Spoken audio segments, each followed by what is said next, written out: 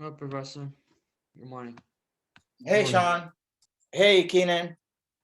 Let me switch on my camera.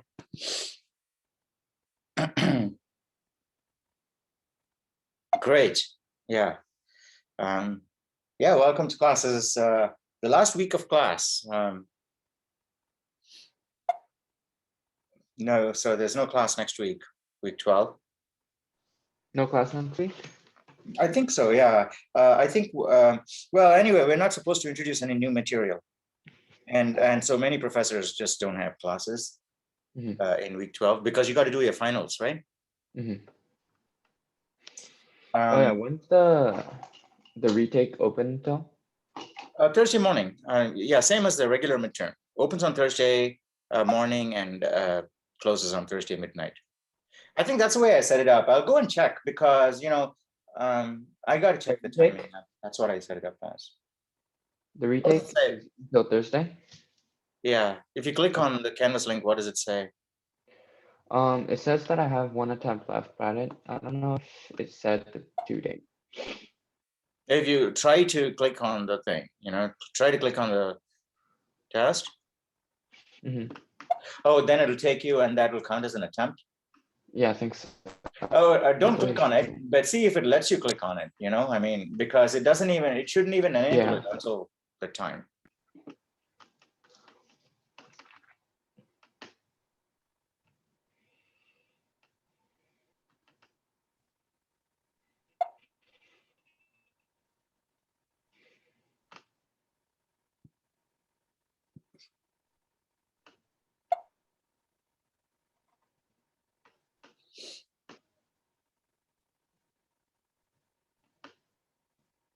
Hey, Keenan, what's that box behind you? It's lava lamps? No, it's a White Claw display from my work. Oh, is it? Hey, it looks like a bunch of lava lamps from here. Yeah. Okay, it says it's available until March 17th. I think that's Thursday, right? Yeah. Oh, it says it's available until March 17th? Available. Oh, I think it's available March 17 at 12 a.m. It says locked until March 17th. Yeah. I see. Yeah. Okay, all right. So that's what I wanted to confirm. It's better to have it open on one day. Otherwise, you know, it'll just interfere. People will basically say, I'm gonna, you know, do my midterm tomorrow. So they'll, you know, it doesn't work out. I think if it's on a fixed day, it helps you to plan, especially this time of the quarter. Helps you plan saying, you know, I'm going to take it on Thursday. I'll study on Wednesday.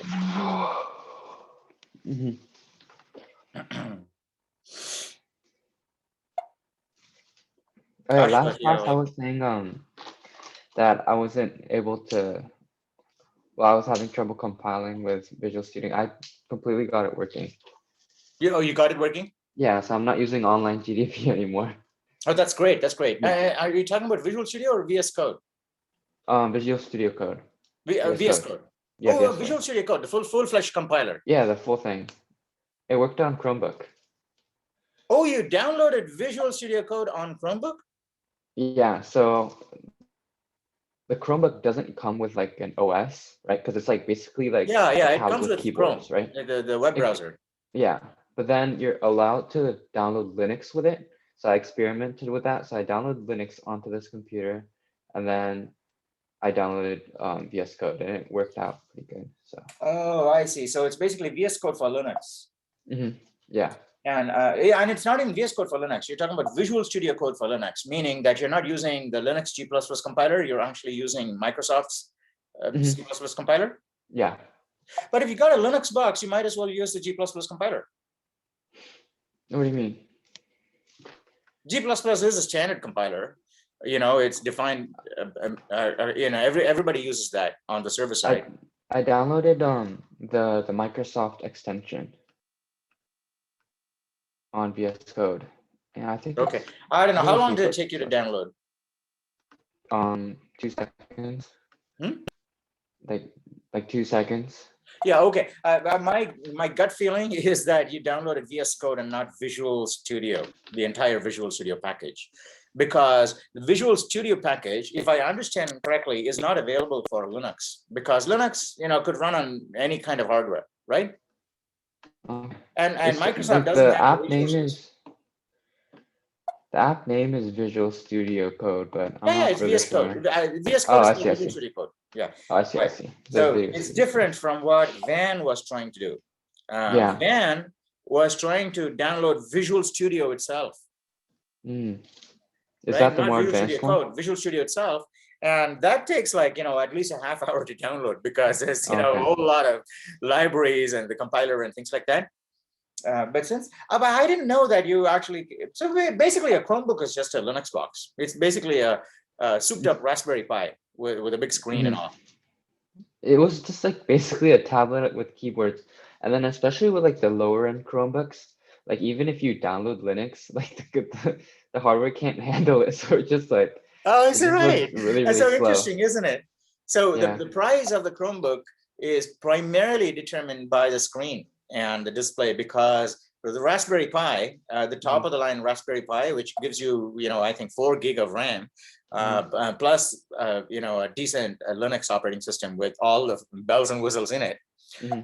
That's about $35. Oh, really? Yeah, it's $35, but it doesn't have a screen and a keyboard. So, but if you have, you know, an old keyboard, you can plug it in on a screen. But however, if you get, you know, your hardware folks together and get them to flatten out the Raspberry Pi so that it's not in that box, it's basically a, you know, on a surface, and then have them put up some kind of a screen and connect up the screen directly to that board, and that's your Chromebook essentially. Except it runs full-fledged Linux. Yes. Yeah. So and if you run Chrome, because Chrome is available on Linux, right? Yeah. So if you run Chrome on it, you essentially have a Chromebook too, because you can run all you of the can Chrome build apps like a in Chromebook there. for like Yeah, less and than you can $100, build it right? with your Raspberry Pi. Yeah. I think they made like a really thin Raspberry Pi called like the Pi Zero or something. Sorry? They made a really thin Raspberry Pi. Oh, they did? I didn't know that. It's called the like Raspberry Pi Zero. They sold out really fast. It's a laptop? It's like a credit card? No. It's just like flat Raspberry Pi. It should be as thin I as a see. credit card. Otherwise, No, it's not that thin. Yeah. I think Technically, I think it should be possible to make the Raspberry Pi no thicker than its thickest chip, which I think is like a millimeter or something. You know, even including the pins that come out, I think it's like a couple of millimeters. So if it's no thicker than a credit card, then you know, some clever kid out here can actually make a pretty decent Chromebook using, you know, hardware you can get from, you know, eBay or something like that. Just screens, you know, screens, and wire it up, and you got a Chromebook. Keyboard, yeah, of course. You know, I think that's where the money in the Chromebook goes, is basically to get the, you know, nice display and a keyboard that is responsive with a trackpad and things, because yeah, those do cost money. So I think if you add it all up, you know, what it will cost you to build what I described is probably going to be slightly more expensive than, you know, getting a Chromebook from Google. I'm pretty sure they've got all the costs down. Their goal is not to make money out of Chromebooks, right? Their goal is just to distribute the environment so more people can compute. Like this computer was like, or this Chromebook was super cheap. It was like on sale at Costco, but it was like, I think it was like just a little bit more than $200. Oh wow, yeah, that is pretty cheap. And it's So, like it's like a pretty decent. Like the speakers are pretty nice. And how much memory does it have? I'm not really sure. And it's a decent screen, I guess. It's like 4000. Yeah, it's a decent screen. Yeah, it's about like this big. Wow. Yeah, And it's like it's pretty yeah. thin So too. basically, the Yeah. screen sizes, displays have have come down so much in price. Then essentially, Mhm. that was the driver, I think, primarily before. Because the chips Yeah. and all, as you can tell, right? The Raspberry is so cheap. Mhm. Chips are chips, and the printed circuit boards you just mass produce now. Once you print it out once, so it should be. Mhm. So yeah, I think it's mainly the hardware of. Yeah, they've basically like copied like the Mac layout, basically, like even the colors and the color of the keyboards.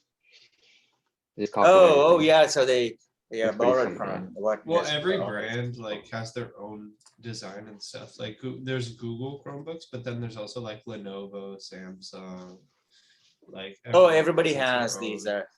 browser type. Acer has browser some, Toshiba. Like everyone has. No, but like, I'm their pretty own sure those brand. guys all they're notebooks, not Chromebooks. They No, sell an they operating. have Chromebook Yeah, they have OS. Chromebooks, Yeah. and they Oh, have they the have little Chromebooks. Chrome like mark on the computer too. Yeah. Mine's HP. Oh, so they don't sell Microsoft Windows with it. No, not No. on Chromebooks. Oh, that's why it's cheap. I say $200. Yeah. Well, they're Interesting some of them how, are pretty expensive actually. Like they go up to like $800, $1,000. But I don't know what the difference is between I'm guessing just display quality. Some of them probably Yeah, I think that is a main driver these days. And if I'm not mistaken, in 10 years' time, everything is going to be embedded in wearables, in contact lenses and glasses, and you won't have a physical display like this. And as long as any device has the ability to transmit to here, you can have any display you want, and then the prices of these things will be like rock bottom. Yeah. Because all you have to do is essentially, use the operating system, and you can have a console right here, and a keyboard will be driven by fingers and typing into air. Because already with Oculus and things, you can track your fingers, right? Mm-hmm. So things are but some kind of tactile feedback will be necessary for some generation, I guess, some part of the generation, so that the keyboard effect is still felt. But I'm pretty sure kids can. The next generation will just grow up to type into air like this. Yeah. Instead of typing on a hard surface. We'll get more and more lazy. Yeah, exactly. My dad. And in a few years, we just want to sit down and basically just close our eyes and be happy. My dad's a computer engineer, right? My dad's a computer engineer, but he literally does not leave his bed. He's just lying in his bed the entire day. Yeah. And he tells me that I'm working. Yeah. In fact, working, it is but, like, software engineer, because you have the more we detach ourselves from being beholden to materials and hardware, the less we are limited by them. Yeah. So software and mathematics are the places you go to say, I'm sick and tired of the limitations enforced on us by the external world. Okay, so I'm going to a place where I don't have to be limited, and I can just let my mind craft the thing that I want. And right. So software is, and mathematical science. That's why I said, I think I mentioned it to you. I mentioned to be a machine learning and data engineering. Those are all, empirical sciences. Even though it seems so romantic and lots of money right there now, it's like, the romantic notion attached to science when it first was discovered in some parts of the world, right? So in machine learning and things like that, yeah, it's new and cool and stuff like that. And but ultimately, the reality that it is just an empirical science, not a mathematical science, will have to dawn on many people, I think. Right now it's being, I think, sharing some of the spotlight that is falling on the true pure sciences like math and logic, by virtue of being, attached to science, which is kind of closely related. But it's not computer science; it is science, not. So. Anyway, so I think we should start. Okay. What time is it? 8:15. Yeah.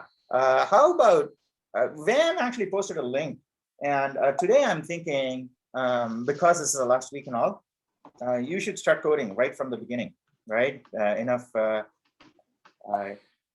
with waffling around.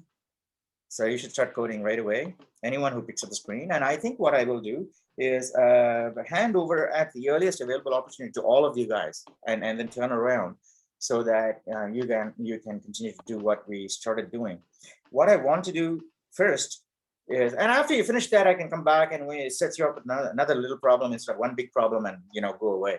So this way I can actually be around and help you with every little problem. So the first thing I want to do is let's review the code. If we get the previous code, let's review it to make sure that we understand that how we're creating a linked structure. Node pointing to another node, pointing to another node, pointing to nothing. Okay, that's 3 nodes in a row. Yeah. Okay. Now the one thing we want to try and do today is create the nodes using new. We did it on the heap, right? So using new in a loop 100,000 times.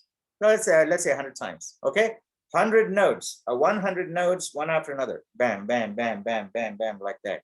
And the data elements should be 10, 20, 30, 40, 50, 60, and so on up to 1,000. I think 1,000 or 10,000, something like that. Okay, so 1,000. Yeah, I think if we do that, I think it'll be fine.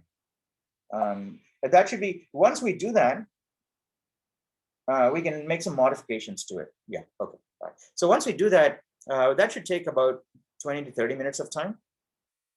And after that, we can try and make some modifications to it.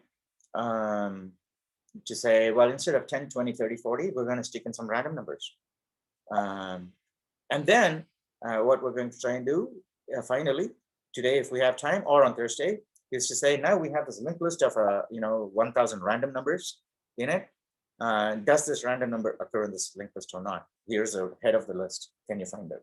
Yeah. And if you find out, you have to remove that. So let's say that's what we need to do, right? The challenge is, here's a linked list with a whole bunch of random numbers in it. Here is a target number that I want to remove from that list.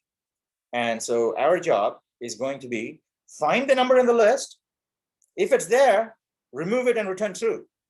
If not, return false, saying I never found the number in the list. So we'll be doing 2 things here. We're going to trying to both find the number as well as remove the number, basically surgically remove it from the list. So both things will accomplish by the end of Thursday.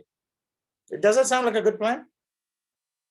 Yeah, that should basically set you up to ace quest number 9, essentially. I don't know how many of you have come up to quest 9.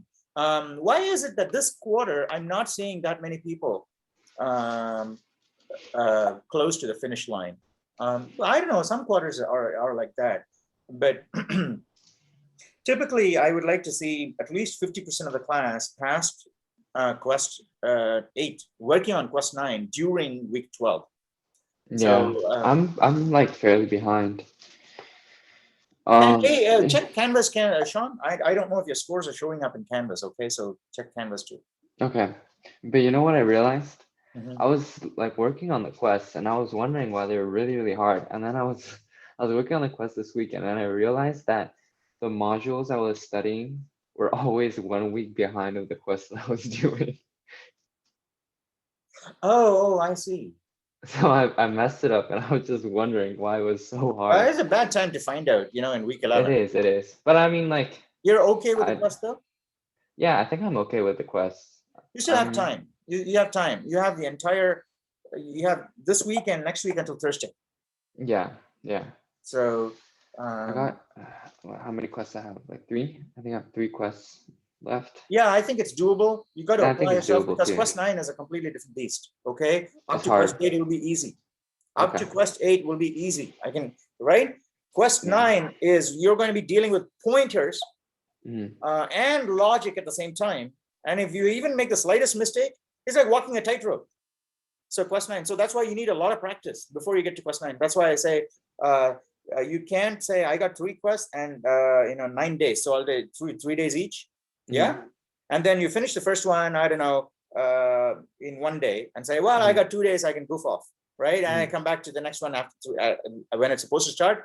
That's the wrong strategy. 9 days, Okay. that means 1 day for the first quest, and 2 days for the second quest, and then 6 days for quest number 9. Okay. I think that's the way it should be. Even stacks is pretty easy. That's quest number 8. So it should be 1, 1, and 7 days for 9. I think it's very hard to do 9 in 1 week if you're not used to pointers. And that's why I'm a little concerned that I don't see Okay. many people. Well, those of you who are at UCSB next week, you got to be like 24/7 on the quest, okay?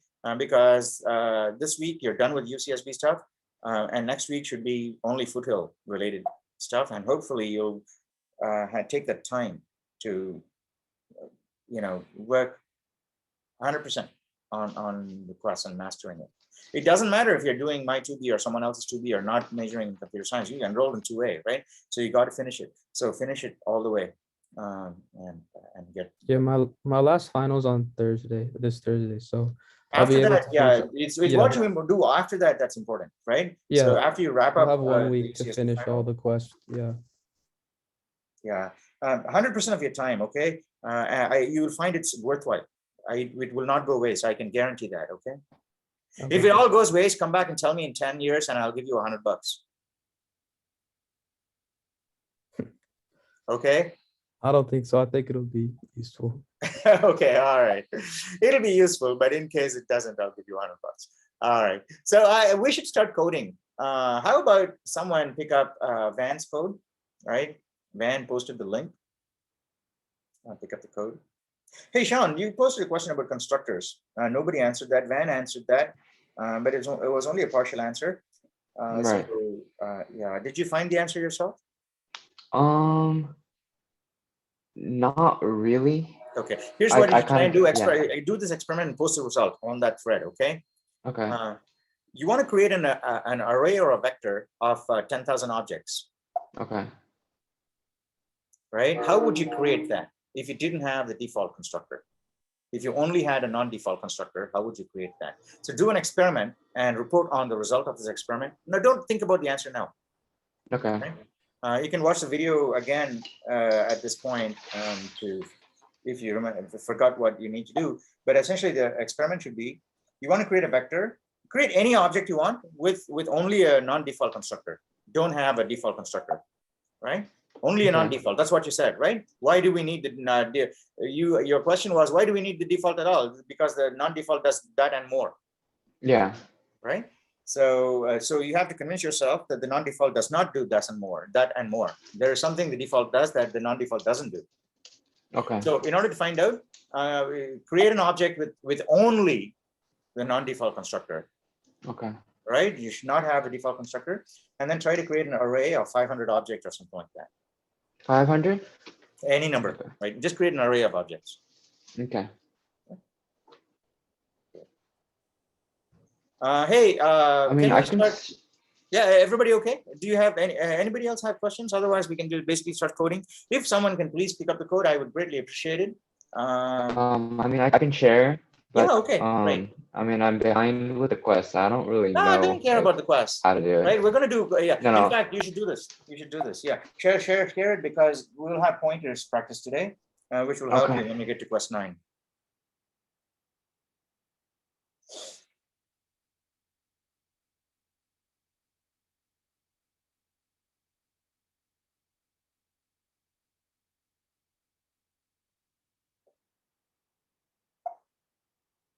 Okay, great. Yeah, we're here. We are. All right. So, what is this? This is. Oh, I see. This Oh, is the here's thing an that you example from shared. the Illustrator point. Oh, that's not part of the code. Here's how you may use it. Get rid of that. Get rid of that thing. Here is an example thing. Line 13 to line 20 is just confusing us. It wasn't part of the node object, so we just put it in there to Just make the it comments or the the entire? whole thing, including get 5 times data. No, not there. We need the last two. We need the smiley at the end. Yeah. What do we not need? 13 to 20. 13 to 20. Yeah. So. Oh, what? I can't edit it. Oh, you I can't can't edit it? edit it. I can't edit it because, hold on, let me just fork it. Yeah, fork it and then,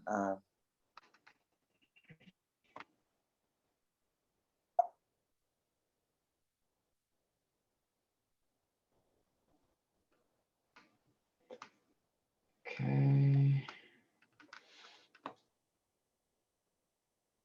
Wait, what? this is a fork. Yeah, 13 to Okay, 20, clean right? this up. Yeah, clean it up. And then, yeah, get rid of the blank lines. That's our node. All right, now, not part of the project also. Yeah, get rid of the comment also, not part of the project where it says not part. Is this? Yeah, get rid of that. Now, okay, print list is fine. Print list looks good. Well, I mean, we can come back to it. In case you don't understand any of this, you can either pause or you can say, can you go back to that function? I didn't understand this. Okay. So anybody, not just Sean, anybody can ask. Okay, print list is good. Do for us. Okay. All right. So let's skip the thing that you have to do. Nobody did that. Apparently. Okay, wacky function, rewind. All right, so well, we actually now have a number of to-dos there that nobody did. Okay, so we can do these today if you guys want, but we'll do the thing that I said before because these are more challenging than what I suggested. Further down, further down. Okay, main, that's what I wanted to see. Yeah, okay. Yeah. This should run. This should run and print the 10, 20, 30 with these arrows. Can you run it? Let's make sure it runs. No? Let's see. I think it does. Wait, should No, I just? no, we got a problem. Where's the problem? Oh, I see these guys. Oh, warnings? These are warnings? No, they're errors. Oh, n has not been declared at 38. Yeah, these functions that we're supposed to do. Comment them out for now. Yeah. Oh, I see. Yeah, int n. Make that int n before you comment it out. The last one should be int n. This one? Yeah. Actually, size t. Get rid of the end and space size t, not so space before the size t. Yeah. Okay. You don't even have to comment it out now. That's fine. Oh, I see. No, you have to comment it out because it's not returning anything. Yeah. Put a yeah. And also the brace, the brace, Yeah. the closing brace. Oh yeah. Cool. And then the previous one also. Then to node to string.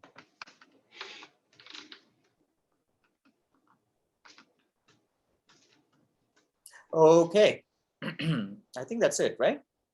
It should compile and run now. Okay. Yeah. All right. Now, if you want to, anybody, right? Forget about the stuff that Sean has commented out. If there's any part of this code that you don't understand, this is the time to talk about it.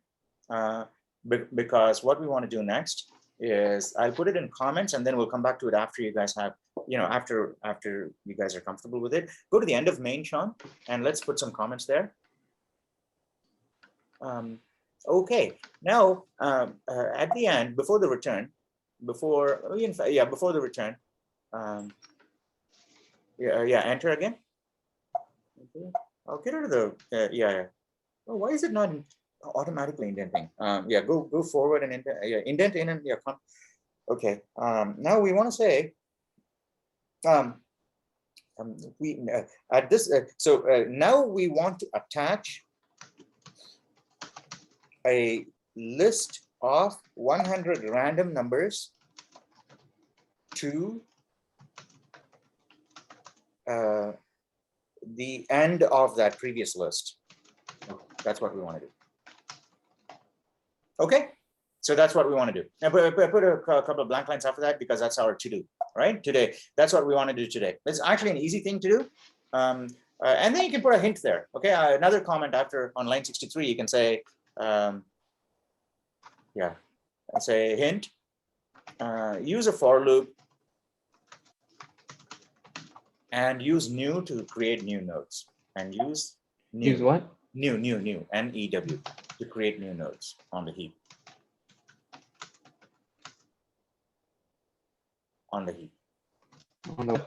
on the heap. Heap? Okay, new basically gets, so there's two kinds of memory when your program starts up. One is your called your stack, and the other is called your heap, right? The heap is unlimited, basically as much as you have on your computer, like terabytes of RAM. But your stack, and typically computers get like, I don't know, 100 megabytes of stack or something like that. Every process. So heap is really where your unlimited memory storage is, and that is hard to manage. And that's why I use new. There's an operator called new to manage, because it's so much of it, it's not easy to manage. New will go get memory from the heap, give it to you. When you're done with it, it'll take it and put it back where it was supposed to be, and so on and so forth. Does that make sense? Okay. Yeah. All right, so we're going to have to use new. I thought we used new already, by the way. Okay. I have a vague memory that we used new to create a node called Q, and then we deleted Q to get rid of it. Can you see if, can you find out if there was somewhere in here that we did that?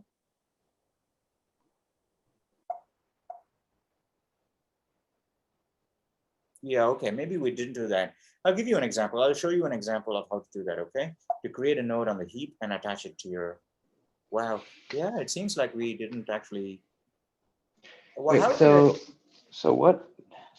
I'm sorry, this kind of this is gonna be kind of a stupid question, but like, what exactly are we doing with this code?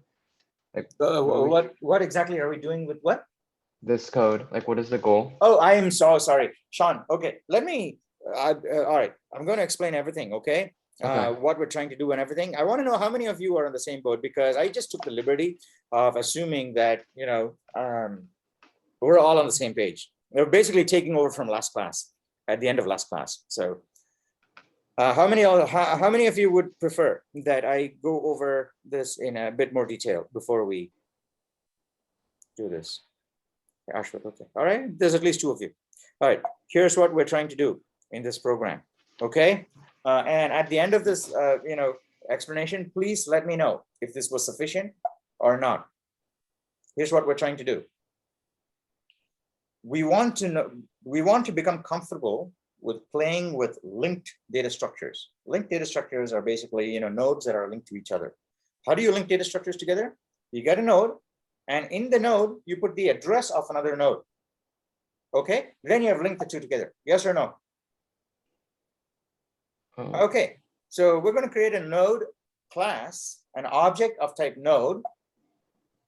And inside of that node, we're going to put an address, a numerical address, right? And it's going to be called next in our case. You can call it whatever you want.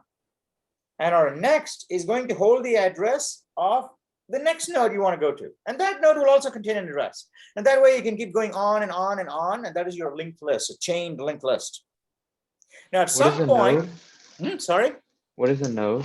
Node is the class, the object that you are going to define. If you go right to the top of this file, Oh, I see. Node, that is a node class is we just our define. name. Okay. That is our object. Yes, that's our bead. That's our single bead in that necklace or chain. Okay. That's a link. Yeah? Yeah. Okay. Strictly speaking, that is not a link. It's our bead, because, the link is contained inside of that. Node star next is the link to the next one. It also has data. Yes? Yeah. Okay. So it's our bead.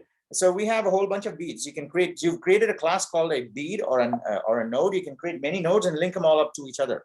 Okay. So now this way you can have a linked data structure, basically a thread that's, that is basically, weaving its way through the heap, because the heap is basically a jumbled mess of lots and lots of, Keenan might have a program that runs, okay? And Justin has another program. Everybody's using the same heap. Yeah.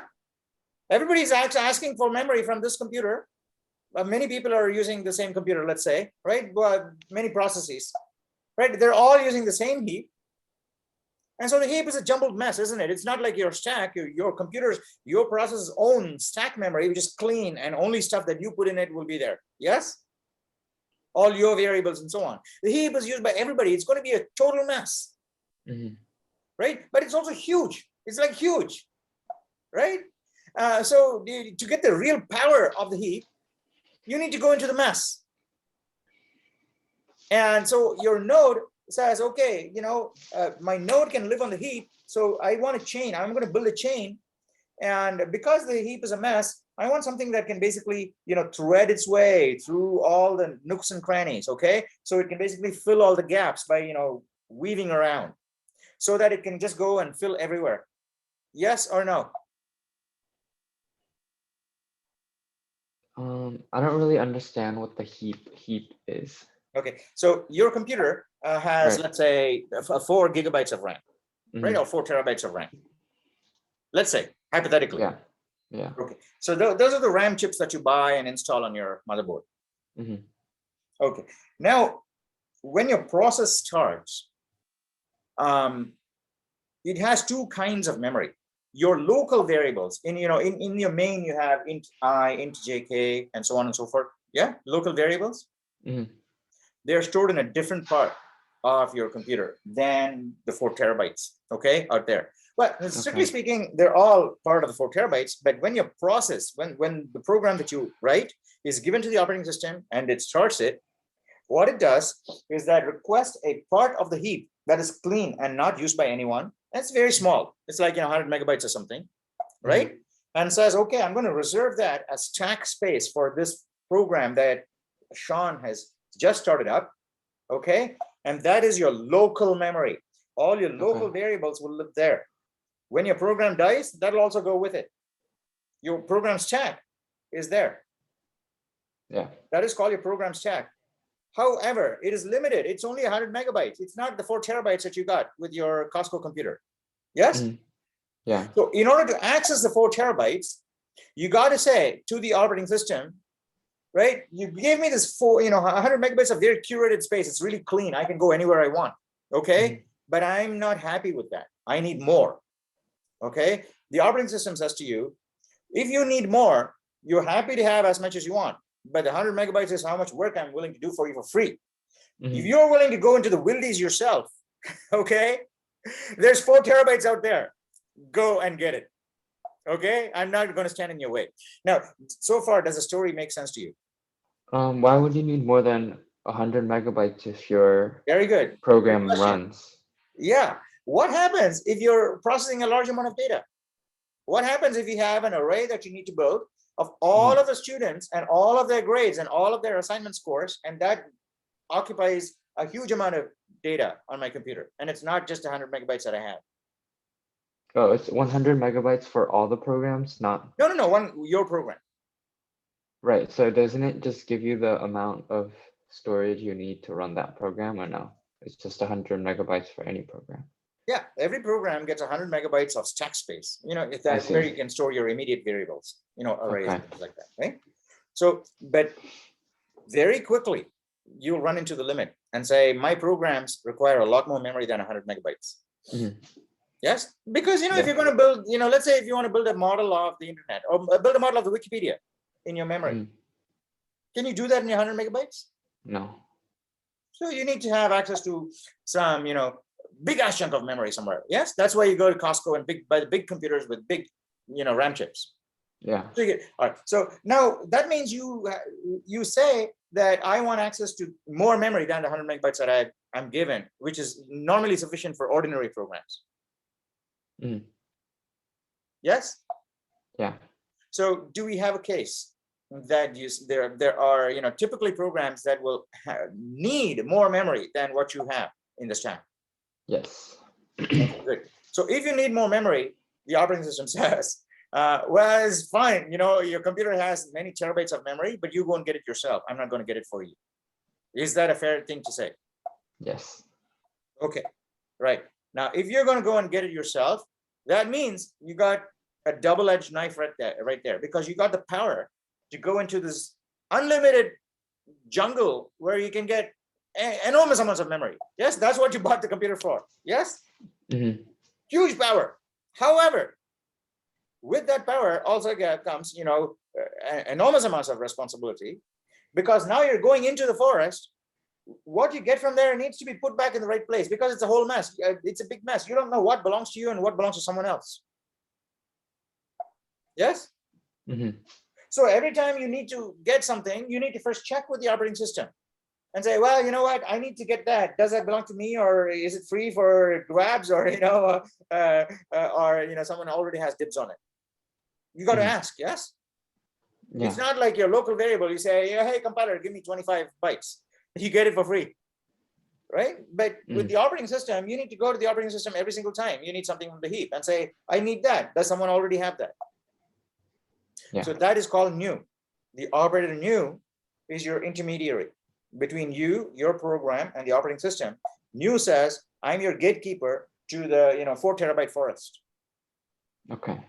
Okay. And likewise, I give you the stuff, but when you're done with it, you got to come back to me and talk to my friend, Mr. Delete, right? And that person will take care of, whatever you got from me, they will take it and put it back in the right place. So you need both of those. So that is the reason we have new and delete, which, by the way, it was actually an entire lecture. This is part of your CS2A syllabus, dynamic memory. I had left it for you to, it's in the modules and, learn on your own because it's fairly simple and you have to use it for linked lists, but we got an opportunity, typically we do, to talk about that because with linked lists and heap, there's no way you can talk about the heap without talking about new and delete. So we did have a chance to talk about that, okay? So essentially what we've done is taken the vast amount of memory out there and using the new and delete operators, we get addresses in there that we can use to store our local stuff, okay? We put it there, get it back. And when we don't need that anymore, we say to delete, yes, now you can release that into the operating system. Okay, so far, are we all good before we move on to the next step? Mm-hmm. All okay, Ashwath? Yeah, I'm on the same page. Okay, great. So now you can go back to your main. And you can say, I think it's line 60 or something, right? Yeah. So now we have, in fact, what we'll say, yeah, starting at node 3. Yeah, so all right. So here we have a complex data structure. Well, it's not complex, but it's a messy data structure. That's why, right? So if you don't understand that, you can say, I want to understand it. I want to also see what the mess is. Okay, so here's the mess.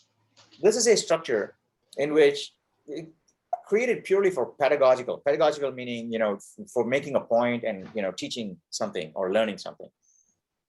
We created a linked list in which the first 3 nodes are on the stack in local memory.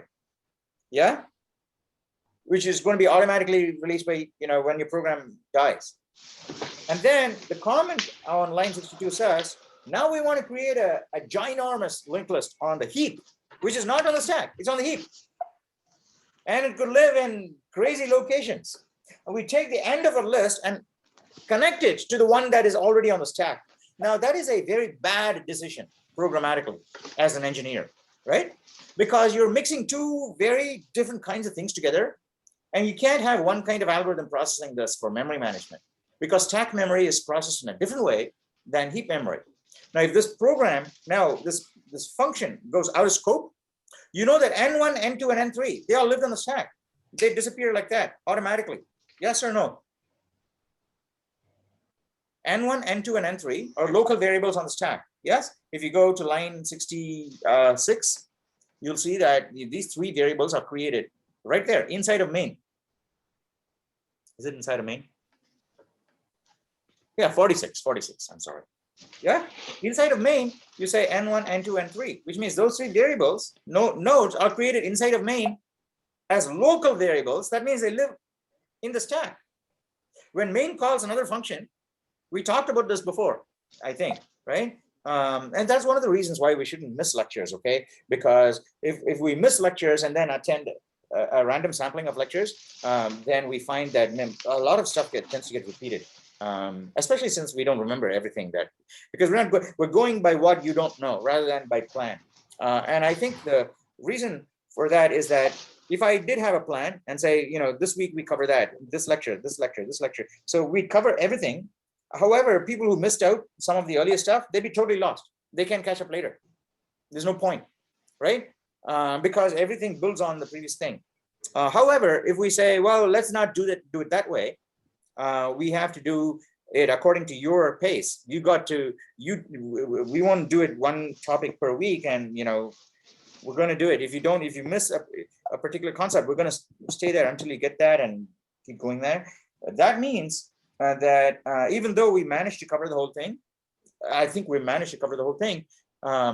It is now the students' responsibility to make sure that they can do a random sampling of classes. They say, well, there's 24 little classes. I may not make 7 of those lectures, and it's okay. No, that doesn't work anymore, because now we're going according to your speed. If you miss a particular class, then that is a concept on which further down things are going to get built. And if you don't master that and you get to here, then you won't be able to learn this. And then we'll be forced to repeat the stuff that we did before. And so that is why it's a big danger. But you're not at fault, you guys, because we didn't make this clear in the syllabus. I just realized that today, in fact, because this is stuff that we did talk about before, but I think Sean was sick or something that day. And so he didn't. Also, like, I don't know if other people can relate, but I kind of fell behind on the quest, and I was kind of embarrassed that I fell behind, so I couldn't really speak up that I didn't know what you were talking about. Oh, no. First of all right. So here's the thing, Sean. I don't believe in embarrassment. It is a false social value.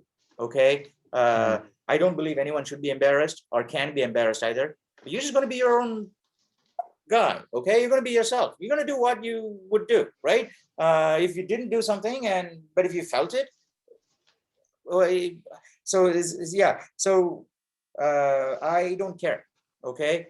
The important thing is, I just want all of us to master the material at some point. And even if you don't manage to do it before the end of class, if you still stick on with it and finish it later on, I'm still happy for you. Okay. So that is my goal. I just want you to teach. I just want you to learn all this. Okay. So don't feel bad about holding people up. If you don't know stuff, you can say, I don't know it. Can I just function as a typist? That's okay. But I want to catch up on the material. And I will help you. Everybody will help you. There's a subreddit. And you still have time before the end of the quarter. So you got a lot of time. But the important thing is, people should not feel, and thank you, Sean, for speaking up, okay? People should not feel embarrassed, okay? No matter what stage you are at, because everybody is a learner. And, you're trying to learn new things. Because everybody has a goal in mind. They're marching towards that. And until they attain that goal, they're going to be learning new things, okay? And so everybody's a learner and out there. So I don't think anybody should feel embarrassed or feel intimidated by someone else that's just further down the track. They're still running, right? They haven't stopped running. This is the right. Everybody's running at the same speed. So nobody should ever feel intimidated or embarrassed about anything. Okay, just feel, and you can say, I don't understand this. Can I type? Can I save you the typing? Your wrist some pain. I'm just going to type. But I will follow up later, and that's fine too. Okay. So don't feel embarrassed, Sean. Okay. I know that you were sick a couple of times. Quite a few people were sick this time. Maybe it's because of COVID too. I don't know. And maybe It's that's funny. why a lot of students are falling behind. Everyone seemed to get sick, but nobody got COVID.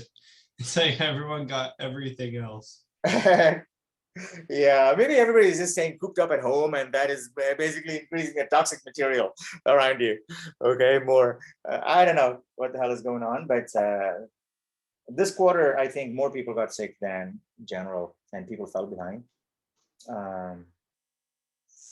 Yeah, real bummer.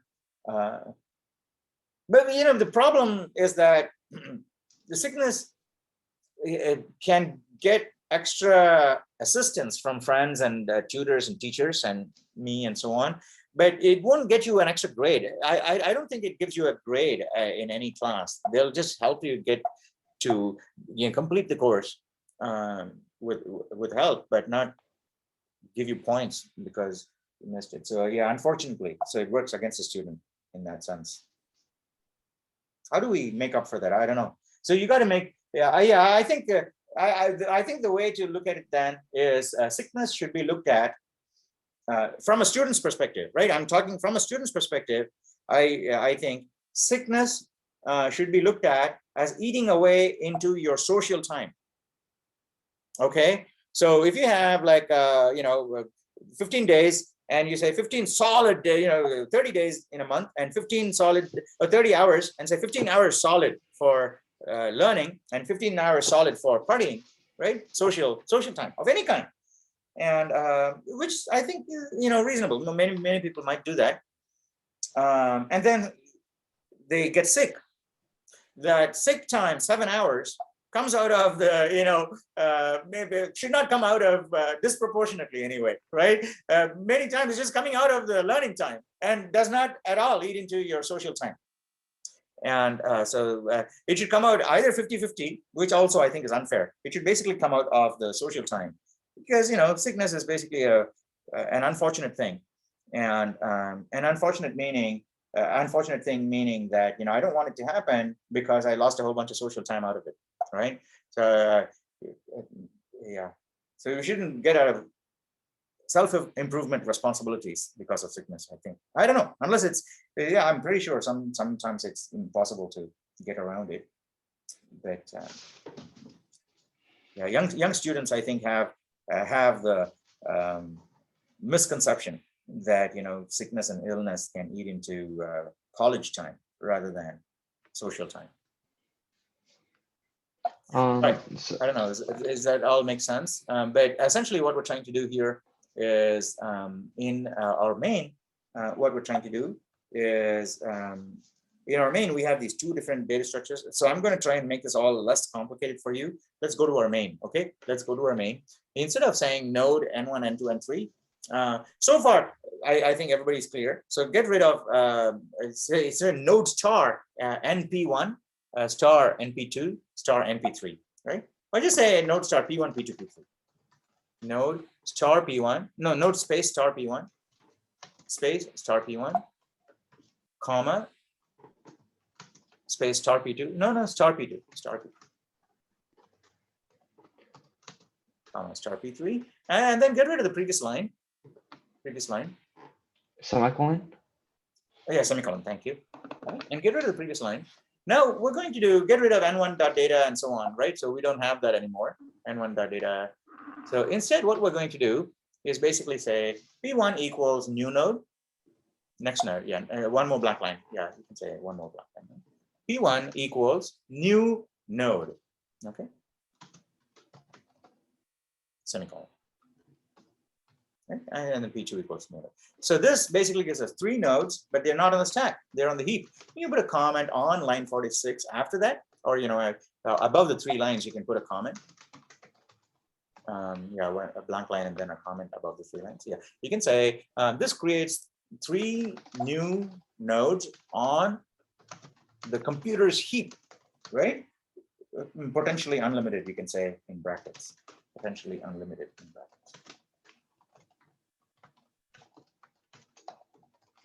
Is everybody okay with this so far?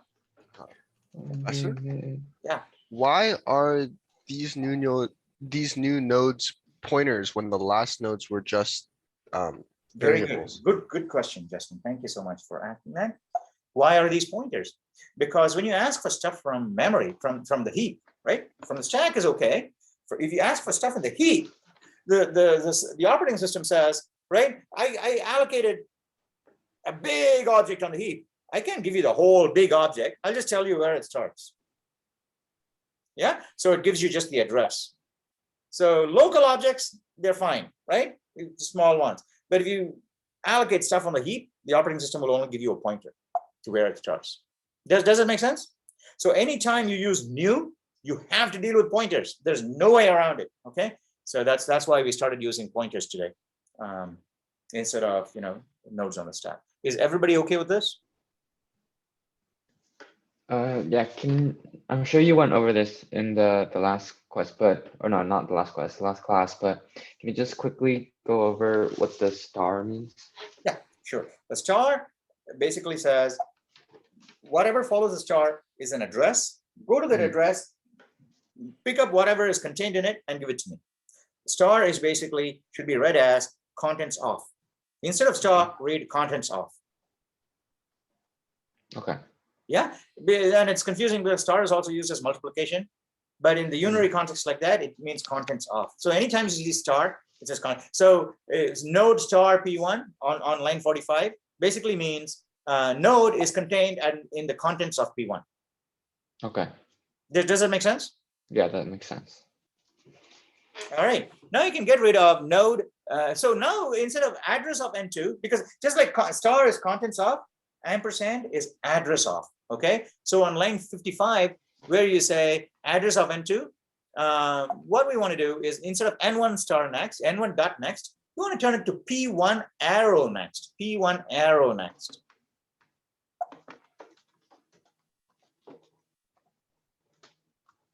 Equals That- P2, equals P2. Now it's not address of N2, it's just P2. Yeah, no, it's similar. Is everybody okay with this?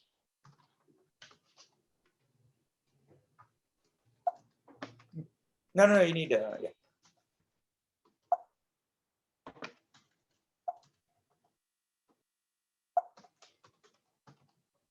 Is everybody okay with this so far? Yeah. Now you should still be able to print the list and pass P1, right?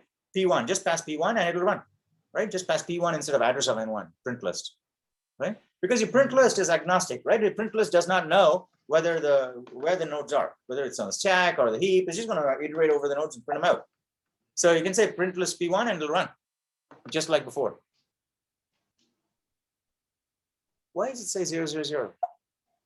Oh, we didn't set the values. Yeah. So yeah, you can go. Yeah, we didn't set the values on line 45. Hit enter after that. Yeah, one more.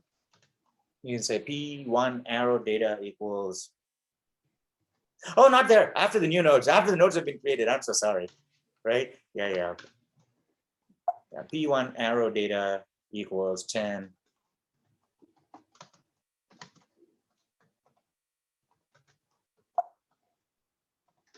Is everybody okay with this so far? Equals 20. Yes. 20. Any number you want, really. It doesn't matter.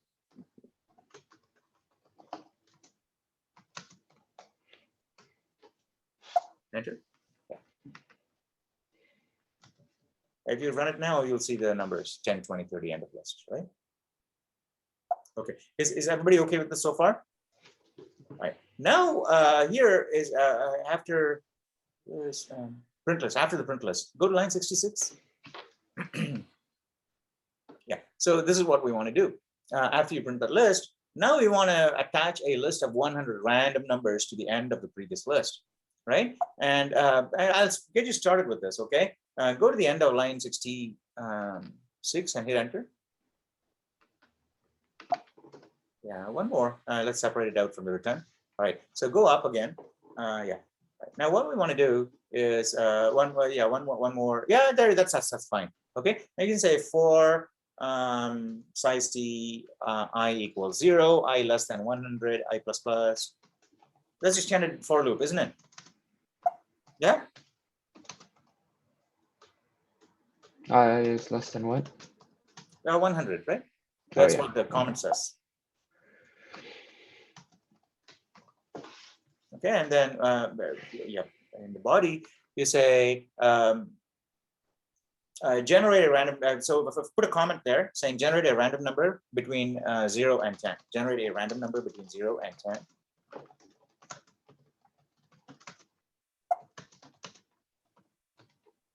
Right.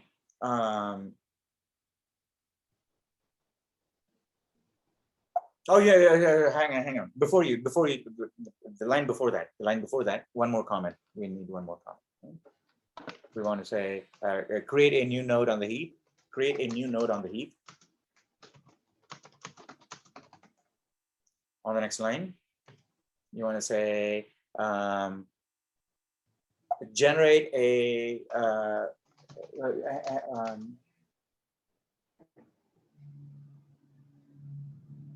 right. Generate a random number that is greater than the current node random number. Okay, current nodes random. I think we need to maintain that somewhere.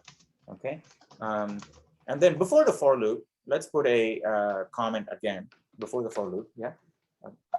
Yeah. Say let a variable create a variable called current node and let it point to n3. Create a variable called current node and let it point to n3. Called what node? And current node. Like that? Current Yeah, you node? can call it that if you want. And Okay. and make it point to make it point to p3. Right now, right now go back to that line 73 and say generate a random number between 0 and 10. No. So if you change that comment on line 73, random number is greater than the current node. Yeah. All right. Now set 73 should say set the new node's data value to this new random number. Set the New new node's data value to this new random number.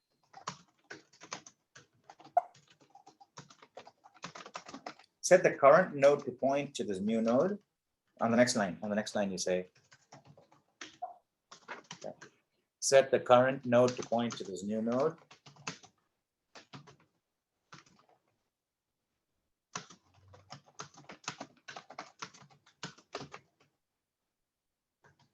I think that's the loop, and I think that's basically it. Now that's all you need to do inside the loop. Outside the loop, one more comment. Remove the blank lines if there if you want. And outside the loop, we want to say outside the loop. Outside at the end of the loop. Yeah. At this point, current node should point to the very last node in this list. In the list, the 103rd node, right? The very last, and within parentheses, you can say the 103rd node.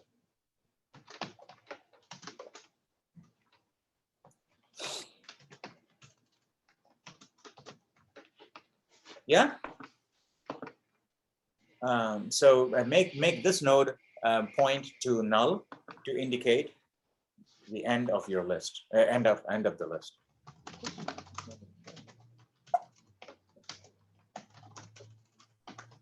point to null null PTR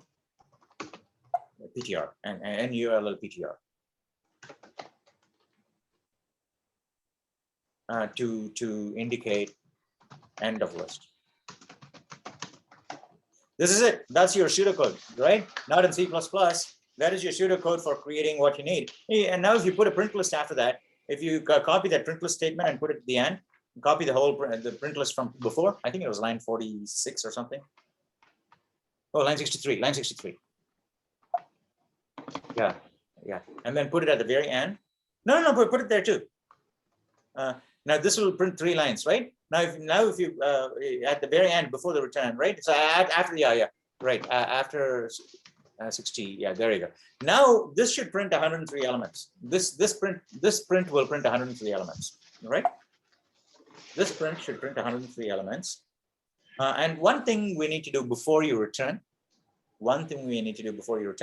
is, and this is going to be a challenge, okay? So I'll put a comment there saying this is an extra credit challenge. Okay, extra credit challenge, an extra credit challenge. Release all of the nodes back into the operating system. Release all of the nodes starting at P. Release all of the nodes starting at P.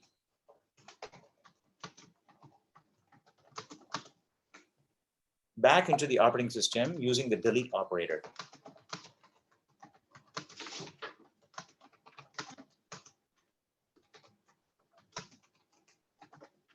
Okay, so that's your extra credit challenge, all right? Well, blank line after that.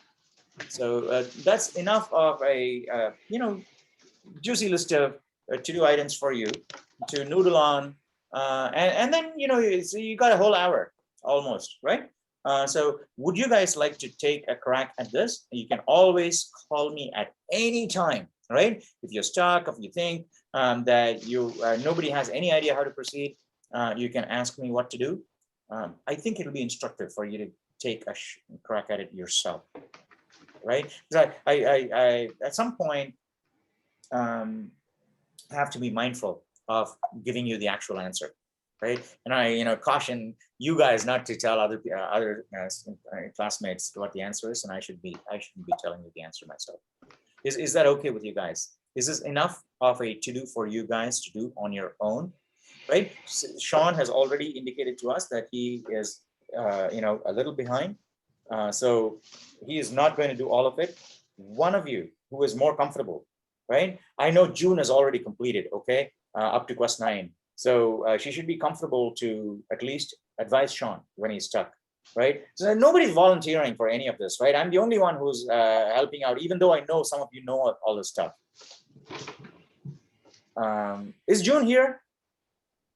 June, are you here? Yes, Professor. Yeah.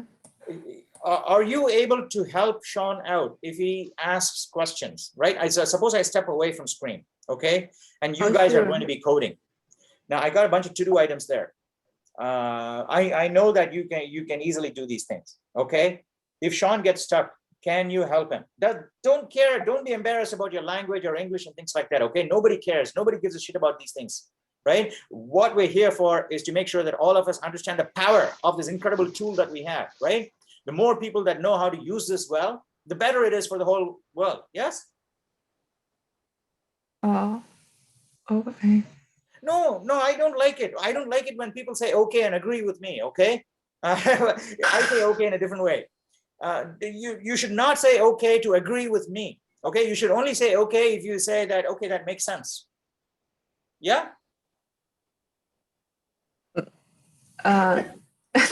I will try. I don't know how to answer I know, it properly. sometimes I know, even in India, right? I know that culturally, sometimes we feel a little uncomfortable, in classes, Sorry. with professors and teachers saying, saying that, oh, I agree, all right, you're the authority, right? So we kind of have that culture that is wrong with me, okay? Okay, It is sorry. also wrong in many, I'm pretty sure if you go to some schools in China or India, you'll see that, traditionally they don't have these constructs, okay? This thing of, paying deference to someone who supposedly has more knowledge than you, that is total nonsense. I don't buy that, okay? Saying that someone is better than you just because they know more is the same as saying that someone is better than you just because they're older, right? In many, if you go to East Asian cultures, older people, they get more respect, right? You defer, even if they say something wrong, you don't say that you're wrong outright to their face, right? If my grandmother told me something wrong, right, a few times, and I knew it was wrong, right? I wouldn't tell her, no, you're wrong, you're stupid.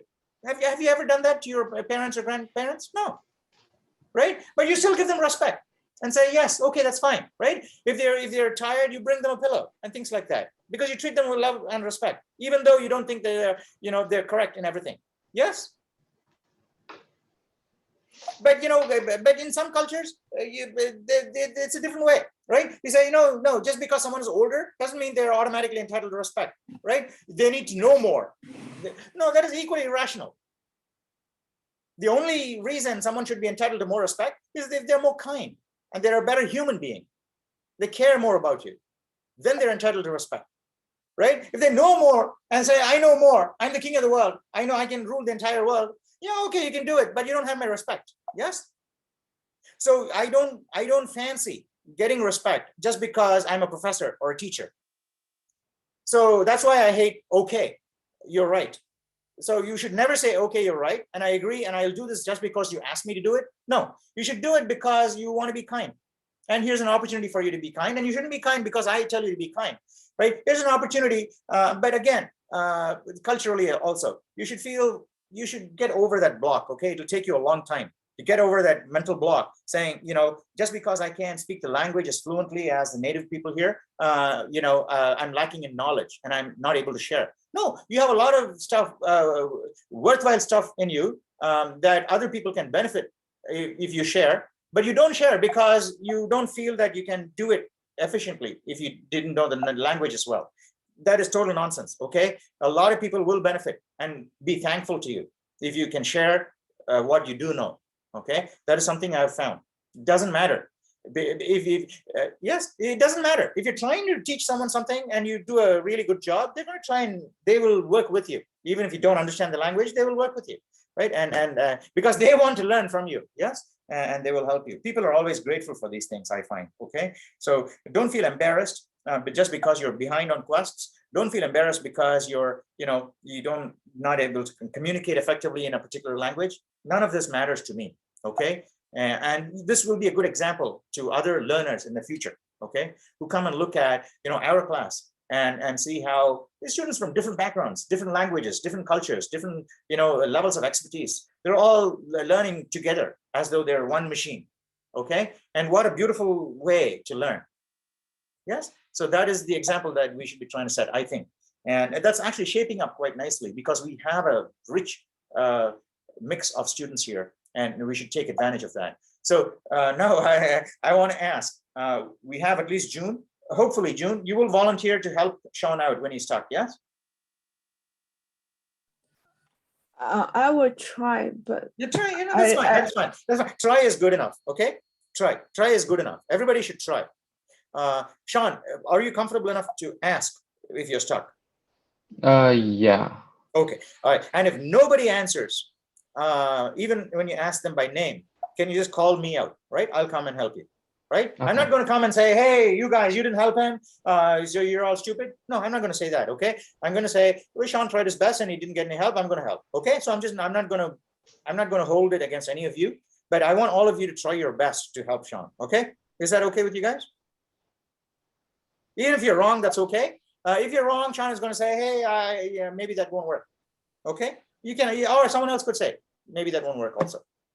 That's the way to learn programming, okay? You will never learn programming, never. I can guarantee that, okay? You'll never learn programming by watch someone else code, right? You can go to a million different colleges, universities, research institutions, and you're standing by and looking at the professor code, and you have assignments, and you look at this and, code it up like that, and you'll never be a coder in your life.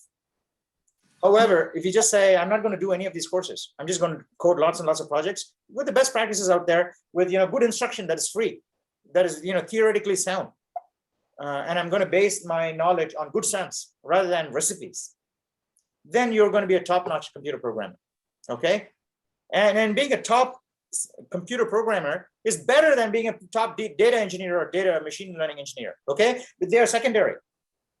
Empirical sciences always come after logic and pure mathematical sciences. If you don't have a good way of thinking about things logically, you're never going to be a good scientist, okay? I know there's lots of scientists out there who are, poor thinkers, even good, famous guys, right? But you got to be a really good thinker before you can be a good scientist, empirical scientist. Because if you can't think clearly in your own internal world, everything is under your control. Okay, because you rule your internal world. This logic is 100%, everything is deductive, 100% certainty. If you cannot be good where everything is 100% certain, how can you be good in a forest, an infinite forest, where nothing is 100% certain? Out there in the external world, you don't have 100% control. In your mind, you have 100% control. So that's why, if you're a good thinker, mathematician, logician, you'll be a good scientist also. So that is why I feel that data engineering, machine learning, that's all secondary, right? So that should be a secondary goal. The first goal should be a good thinker and a good logician, good computer scientist. And that's why this is all important, okay? Before you go on to data engineering and things like that. I know a lot of people are passionate about data science these days, okay? Even in our department, we're thinking about introducing data science courses and things like that. But data science, I'll also make it clear to the department, right? And we do want to offer these courses, but the students who come into these courses should need to know that data science is a lab science, okay? It's not a mathematical science. All right, and so enough of that from me. So I hope that you guys are all comfortable now. Please feel free to switch on your cameras and so on, even though, Sean's screen is on screen. But when Sean stops sharing, please switch on your cameras so that it won't be gray. Can I leave this in your hands right now? If you guys are okay with it, I will take a break, right? 5 minutes, maybe I'll make coffee, keep an ear out. And if you guys call me, I'm going to be back right here. I'll walk you through the rest of the code. One thing before you go. So when you're creating the value called current node, we create it like this, like the node, and then put the star. No. All right, let me do this, okay? What does it say? No, go to the place where you say create current node. Line 68. Create a variable. No, line 68. Line 68. Right? Enter right there. What does it say there? Create a variable called current node. So it should be node star current node. Yeah, okay. So it'll be Yeah. like But no, Oh. equals what? equals. No. Node star current underscore node Oh, or node. yeah. Or just current is even fine. Current node. And Yeah, then no, I was equals, thinking equals. like No, it's current node equals what? P3. There you go. All right, so that's all. Okay. Now, do you know why you do that? You got to the end. That's your current node now. You're going to create new node, add it there, move your current. Add it there, move your current. Add it there, move your current. You're going to go step by step from there, 100 times. Yes? Should this be a pointer, P3, or is this just P3? No, P3 is a pointer. That's why it's not node. Oh, yeah. Yeah, P is everything on the heap is a pointer. Yeah. Yeah, okay, so we don't have to restart it. Yes. You don't have to do double star. Yeah. Everybody good? Are you? So Sean, can you take over, complete the loop? Yeah. If you have any questions, you should ask, and I shouldn't be the one who's answering, but I'm happy to answer, okay? If nobody answers, then you call me and I'll come and answer. Okay. Okay, hopefully more people will get engaged, and the airwaves will be rich with lots and lots of student voices. I have a question. What does the arrow next do? It basically tells you, it like creates a list, right? You have one part of the node is data. And then Uh-huh. how you make it into like a list is you tell it like your next value in the list is P2. And then Okay. from P2, you go to P3 and so on and so forth. Okay. Because otherwise they're just kind of random nodes, right? So you'll put the I guess it'll be current node arrow next equals current node. Oh, actually, I don't really know. But you'll put that inside the for loop, right? Yeah, you would just put in current node equals whatever node you just made. So probably like NI or something. Yeah. Wait, so node, you created a variable current node. Why did you?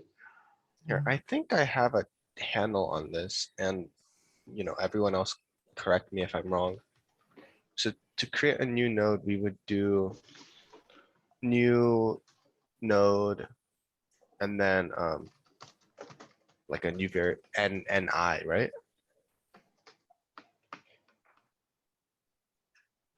New node like that? New node equals NI, right? So we create so we create a pointer here. Would that be star? Do we need to star that?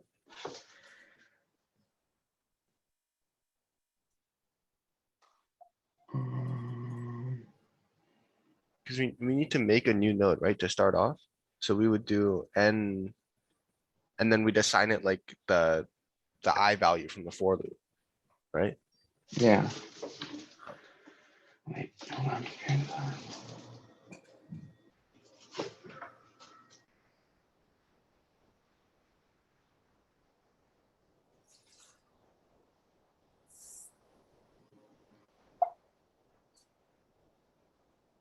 All right, can you just tell me what to type? I don't know.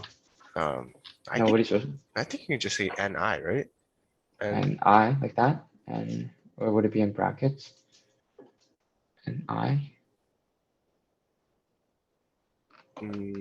I'm not totally sure, but right, we define a new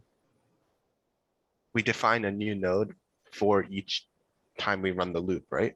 So we have, and so we would want N0, N1, N2, so on and so forth. Okay. And then generate a random number that is greater than the current node's random number. Not just generating random numbers, right? We'd use rand. This was in the Crow quest, actually. Hold on. You'd use rand. Okay, well, generate a random number that is greater than the, so I think you would just do. Here's a uh, random number, 99. What was the, what was the, uh, does this just make a random number? This? I feel like there's something Yeah, else. but it's a really vague random. You could set it to like random modulo 10, and it would give you something between 0 and 10. Yeah, so if we just do random Or 0 and 9. modulo I, right? Then it'll just give you a random number that is, oh wait, hold on, no, that'll be opposite. That'll be less than the node's random number, or less than the current node's, right? So that is greater. Because if we do rand modulo I, then it would just give, like if it's modulo 10, then it would just give 1, 2, 3, 4, 5, 6, 7, 8, 9, 10. So we would do the opposite of that, right?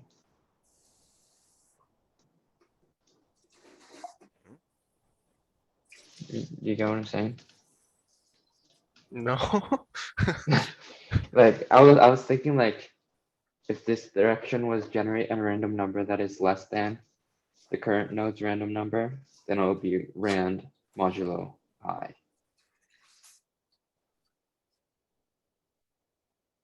But okay, so how I found it in the sixth quest, sixth, it says so he defines a variable like on the top of the for loop, and he said, or the code itself is long previous ID equals 0, and then in the for loop he says long ID equals previous ID plus 1 plus ran 10. Right, so it's always going to be bigger. And we could just adjust that and say like int int previous on top of the for loop, we could say int previous equals 0, and then like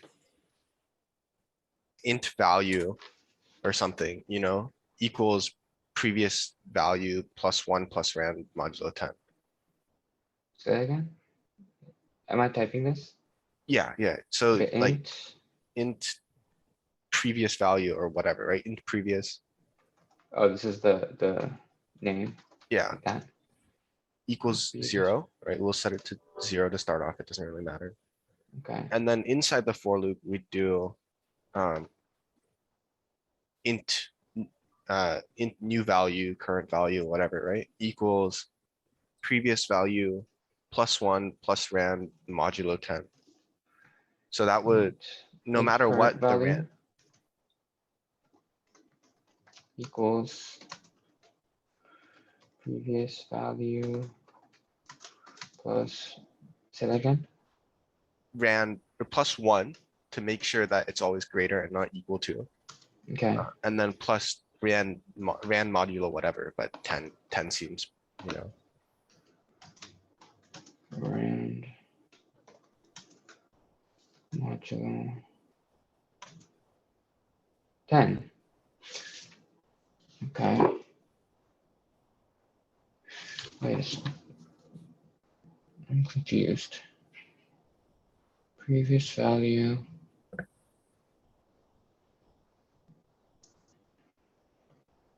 I wonder if we could do, instead of defining int previous value.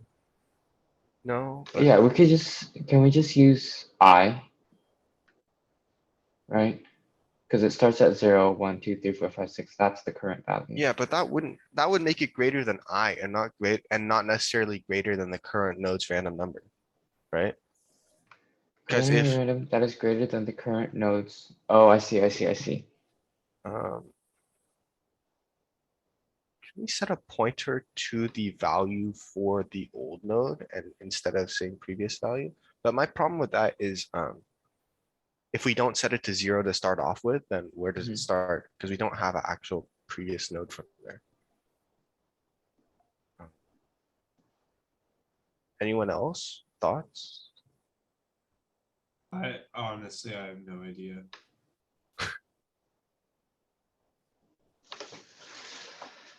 Okay, we say, we say F it and then go next, and then someone who knows can correct me later.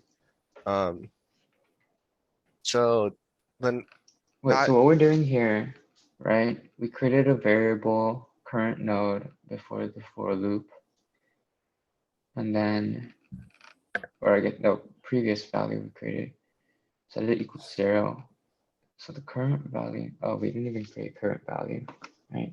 Oh wait, no, we actually we did. did. Oh, and current value equals previous value, which is 0 the first round, plus 1, plus a random number 0 through 10, right? Oh yeah, this should be plus equals, plus equals, plus equals. Oh, right. Yeah, I think that does it. I'm just wondering if there's a more elegant So- way to do it with like, maybe we can point to the previous value. But then my problem is how do I start the list, right? How do I get the first value?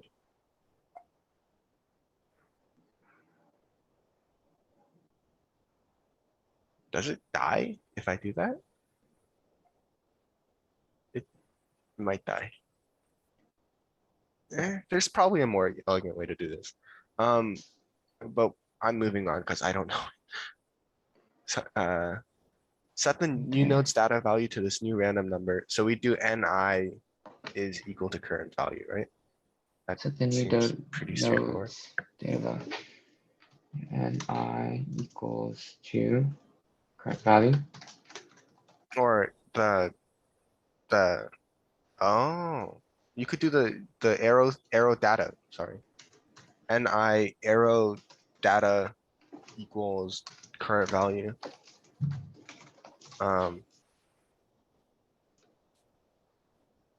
Set the current node to point to this new node.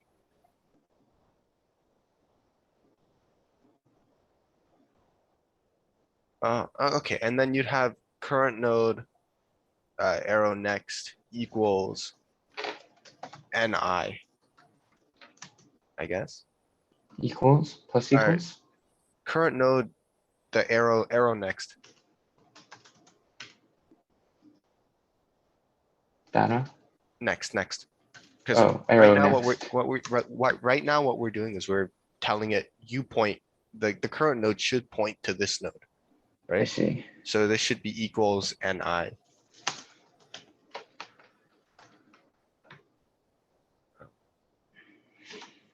Now, can you scroll down a little bit? And then there's Yeah. like the one last comment at the end, right? Make this node point to null Peter to indicate in the list.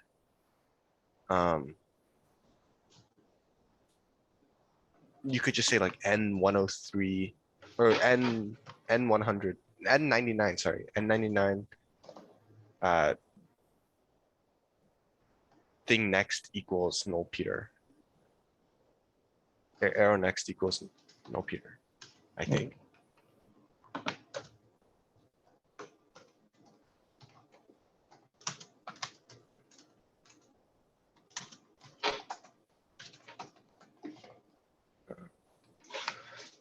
Would it, new node and I, do you think like the numbers are gonna, We could just probably say I, right? Like, why, there's, yeah, we could just say I think. it's 99? 99? Next. How else would we make, Should we put it in like, how else would we make a new variable? Or not a variable, sorry, the node.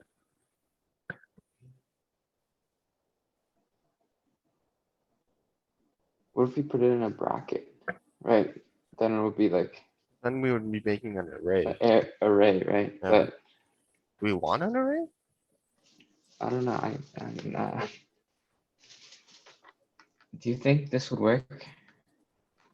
Uh, Can we try it? sure. It should work. Shoot, okay, alright.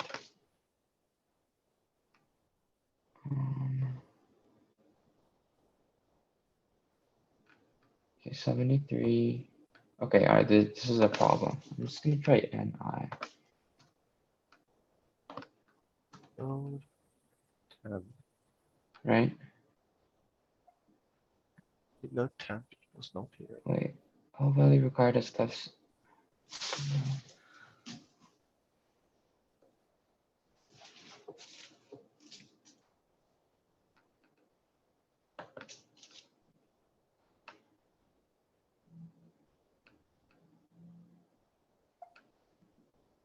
Node current.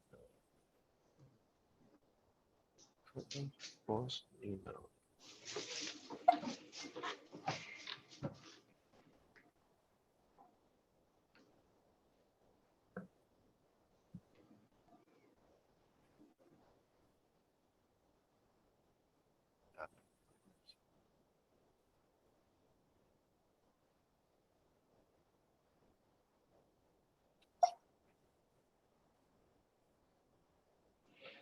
Okay, so Wait, I'm, shouldn't we set int current value equals 0 and just delete previous value? mm, Wouldn't yeah, that be the same that thing? should work, right? Because it's just 0, right? Yeah, 0 equals. So if we set current value equal to 0, it'd be current value plus equals 1 plus rand. Yeah, 10. sure, yeah. That works, right? Yeah, I'm on Stack Overflow right now, and one guy's solution is he, instead of setting a new node and then setting that node to, and then setting that node to current value or current node, he just instantly sets it to current node.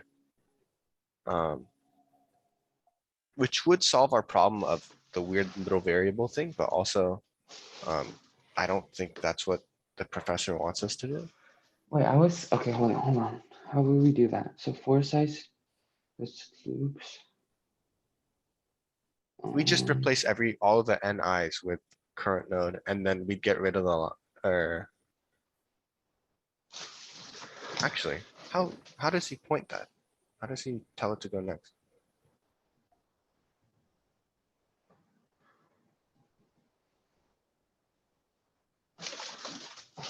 Oh, it's a weird little thingy. Here's another node. Interesting. We could do that.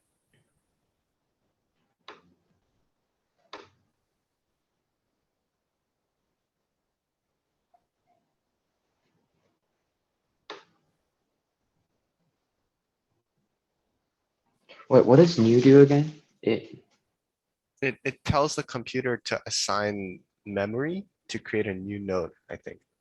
Okay, It tells, I want new node, give me a new node. okay, so it creates a new node every single loop, right? Yeah. Okay, this is interesting. We could probably do this. Okay, node, current node, and then node. This guy's got node temp. And he sets that to null.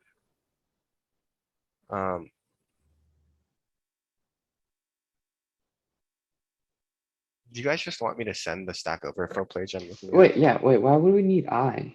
Because if we do just node and then like current node, right? Yeah, It'll create a new node every single time, yeah. right? And then I don't think we really need to label it. Yeah, the problem here is that we need a way to get the last node to point to this node, right? It's the set the current node to point to this new node. Right, Uh, so we could just do, so how this guy does it is he creates another node on top of the for loop. right? So he does, we have node, current node, and then we also have node, node temp, right? Temporary node. Okay. Uh,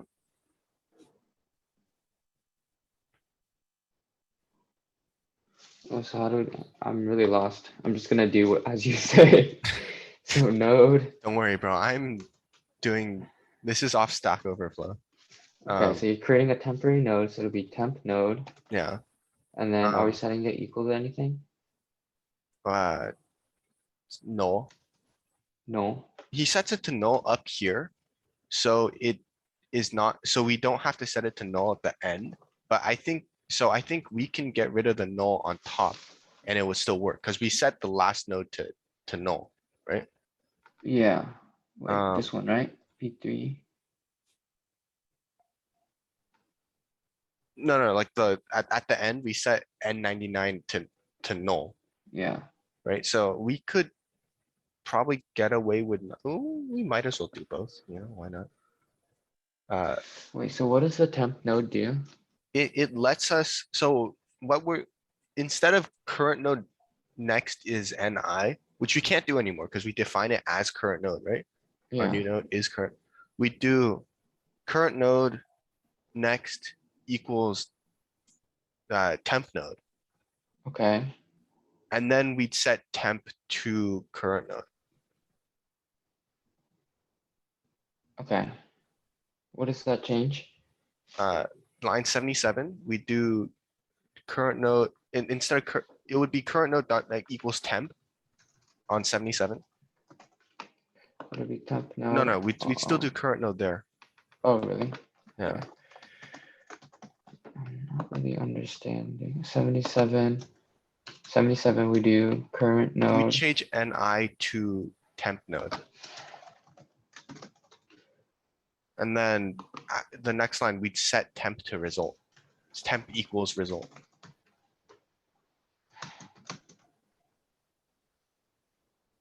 Would this be temp equals result or would this be temp data equals result? I'm not sure, but he just does temp equals result. Okay, now we have to make a new variable result. Or temp node, or current node, sorry, current node. Okay,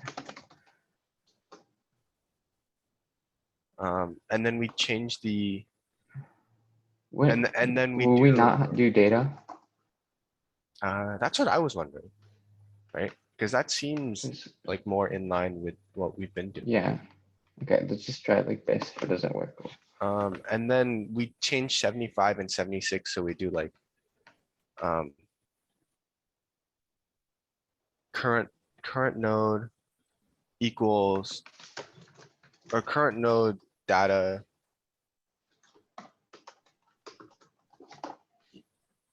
equals, whatever that, whatever current value is.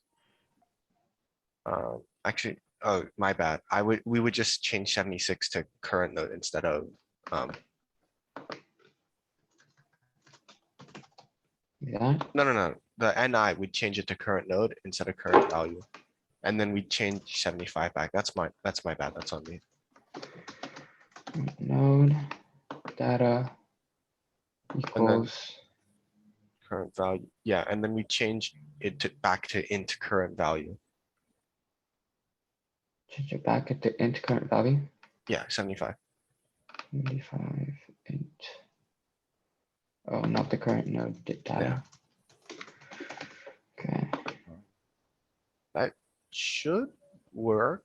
And then we could probably delete 84 here since we already set. Because we say current node next is temp node, right? Actually, would that change that to? No, that should be fine. I'm so lost. So new node. And then, okay, that's the current node. So we create a new current node each loop. Next line, current value, which is 0, equals the current value plus 1 plus rand. Okay, that makes sense. That makes that greater than the current random number. And current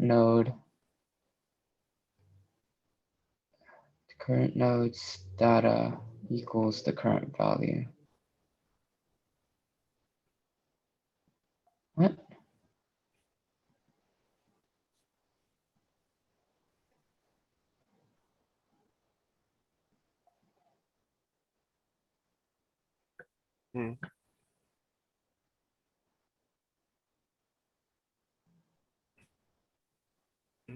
It's not in the same order as Professor wanted it, but it looks Oh, I like it. see, I see. What I'm worried Current is at the very end, if we set temp node to data of current node, then it would not be null anymore. In which case we should set um,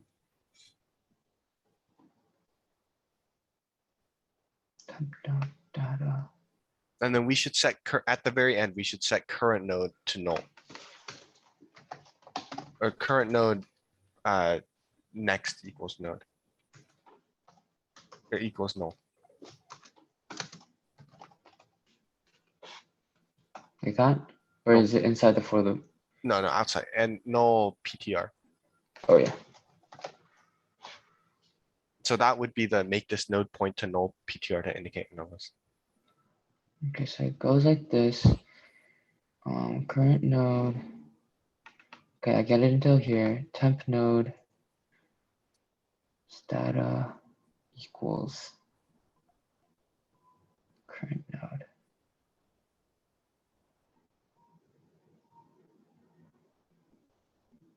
Wait, what does this last line do? Temp node data current node. This should make it so that we can point to current node next temp node. Should make it like that. Is that the same thing I'm thinking? Let's see.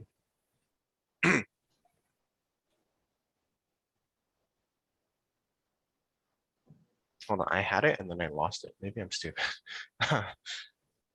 So do current data. So we're setting data here.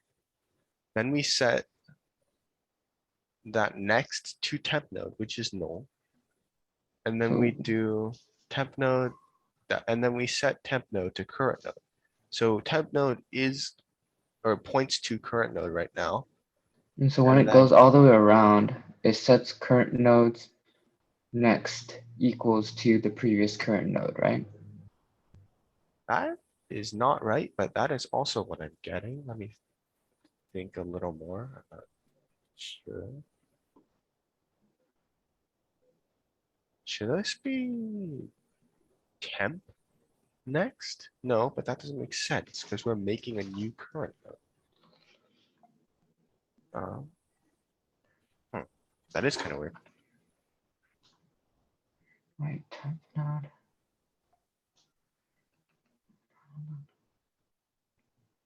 New node, current node. And then what if we did new node?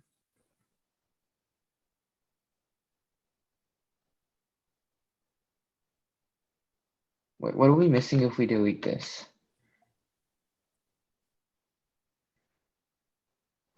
So current node. What if we made new node temp? And then we did, yeah, and then set current node point to temp. What problem are you trying to fix with that? Because right now it kind of points backwards, right? Because temp data, current node next temp node, point to 0, result.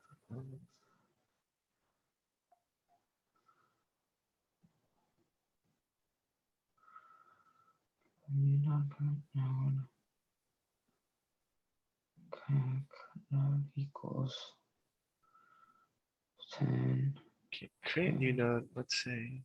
Node data equals current value. Okay, and current node. Okay, new node, let's say new node equals 10. And then we do And then we can keep that, and then we do temp value equals current value. And then he wants us to set this node data to this new node, and then set the current node to point to this new node. And then we do current node, once it, I think I overcomplicated this a lot. So we could do new node equals temp, right?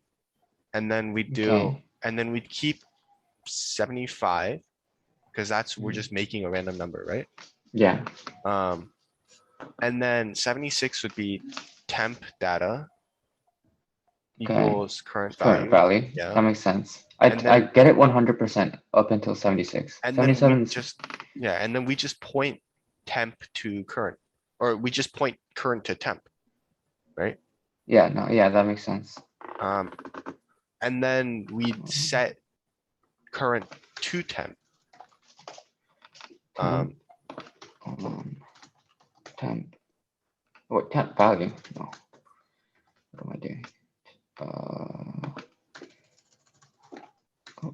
Temp node data equals current value, and then temp node. No, this, we keep this, We keep this. or. am I We stupid? don't have a current node yet. No, we have right. current node, right? We set it to P3 at the very beginning. Oh, I see. And then we'd set current node equals temp node. Right? So we, Oh, I see. I see. and so at 78, we'd set current node equals temp node instead of the other way around. Should this be before current node next equals temp node? No, after. Why? This isn't data either. It should just be equals, I think, because we want it to be, because we want it to point, right? Or we don't want it to change the data. We want to change like the actual node itself. I think I might be talking out of my ass. And we want this after because we want it to point and then we move on to the next one, right? So we need the old current node to point to Oh, our right. temp node, yeah, before we change it. Wait, what? Wait, we need the. Oh. Because if we put it before, then we basically have temp node next equals temp node, and that wouldn't make any sense. Right?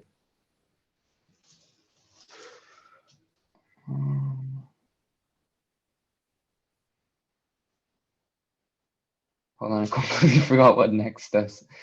I remember you telling me, but I can't remember. It's, is we it? just tell your next, Uh-huh. like your next thing is Uh-huh. this, Okay. right? So if we have two different nodes, then you'd set one next equals the next one. So you have a list, right? You go your number 1 or number 5, and you're the one that comes after number 5. Okay, so if we go through the first round of the for loop, it'll be creating a new node, which is equal to temp node.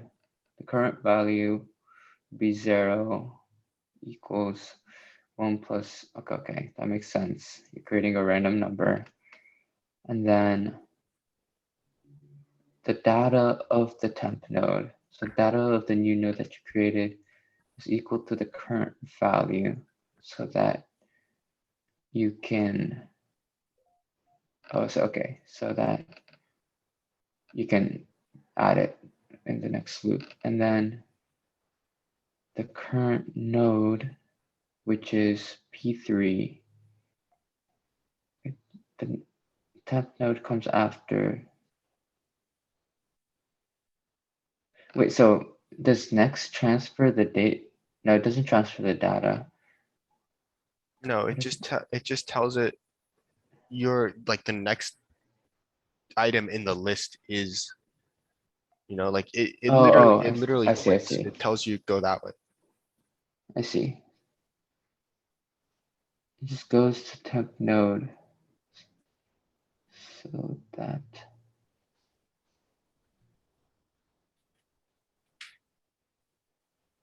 And then you'd set current node to your actual current node, so you can do it again the next. Oh, I see. That makes sense. Okay, I think I finally got it. My only question here is, in 71, do we need line 71 anymore? Because we're making a new node called temp node anyway, No, I right? don't think Do we, so. do we need that anymore? I think we can get rid of it. Okay. That took a lot longer than it should have. Well, it was a lot of time you explaining me things, so. Explaining to myself too. Uh, Okay. Professor, are you there? Wait, do you want to just try it? You guys done? We haven't tried it yet. Oh, all right. Okay, no worries. Great. Let's take a look. Let's take a look. Oh. What's up? What There's did we a- should oh, say? temp node was not declared. in I the guess we scope. do have to Oh, declare. yeah, temp node. okay, okay. Yeah. Oh, shoot. So, So it'll be what? um, Node. Temp node yeah, equals null PTR. Like that. Are you guys expecting input from me or are you just trying stuff? Because you should try things and get it right on your own. It's very simple. Even if you don't manage to get it done before the end of class, you should absolutely do it. Okay. And if you're still stuck, you should ask later, and I will clarify all questions. You should share it with the rest of the students. It's important that you do this on your own, okay? Thursday, we'll just take it from here and do one more thing in it. Basically, finding a node, pulling it out and cutting it out off the list. sorry, Right. that was my fault. I called you a little early. Oh, is it right? So you're still not done, you're saying? We're still not done, Yeah, yeah. we have a couple errors, but I think we have the gist of it. No worries. Yeah, if you want my help on something, I'll help. If you want to do it on your own, that's fine too. Okay, I think we can try a little bit longer and then we might call you. How much time do you have, Sean? Like, when do you have to leave? I mean, I can stay here for a while. I have my next class at like 1. Sick, okay. Yeah, I have a meeting at 1 o'clock. So actually 2 o'clock. So feel free to keep doing this and you can call out to me if you're stuck, okay? Okay. Thank you. Int main. L value required as left. Line 74, 75. New node, temp node. L value just means we can't have null Peter, I guess. I'm just spitballing here, but what's a Okay. L? So if we set that to Can, 0, maybe? isn't that the same thing? Same as null or 0. Oh, Wait, do we have to set a value? Can we just like go like that? Since we're creating. no clue. It might make, it I looks have no fine to idea. me, but I'm not very good at this. Okay, Um, same problem. Okay, I gotta Same go, I problem. gotta go pee. I'll be back. okay. Alright.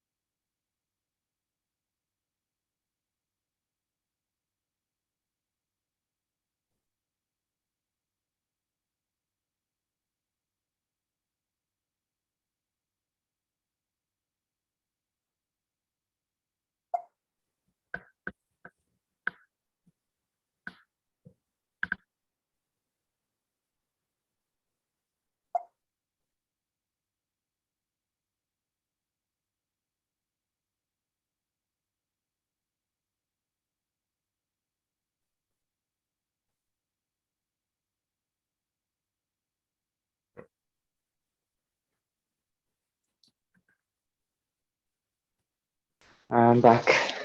Hmm. Mm, I looked it up and maybe it's like syntax error? Are people doing the exact same thing? Yeah, we probably could have looked it up, but that's no fun. Try this. Or shit, no. Um.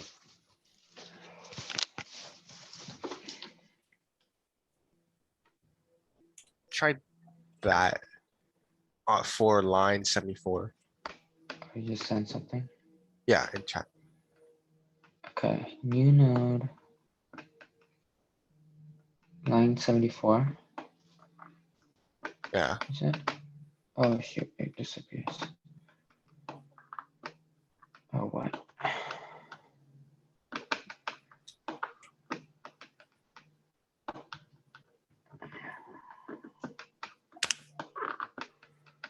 Line 74. and then if this works, we should be able to delete line 71. Node. Temp node, okay. Node semicolon. New node, Oh, parentheses, semicolon. Why is there a semicolon? Oh wait, no semicolon. Yeah, that's no semicolon? no semicolon. Yeah, at the new node.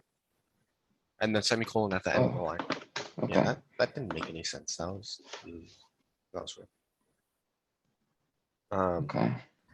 And then maybe comment out 71 and then see if it runs. Or see if the error is resolved.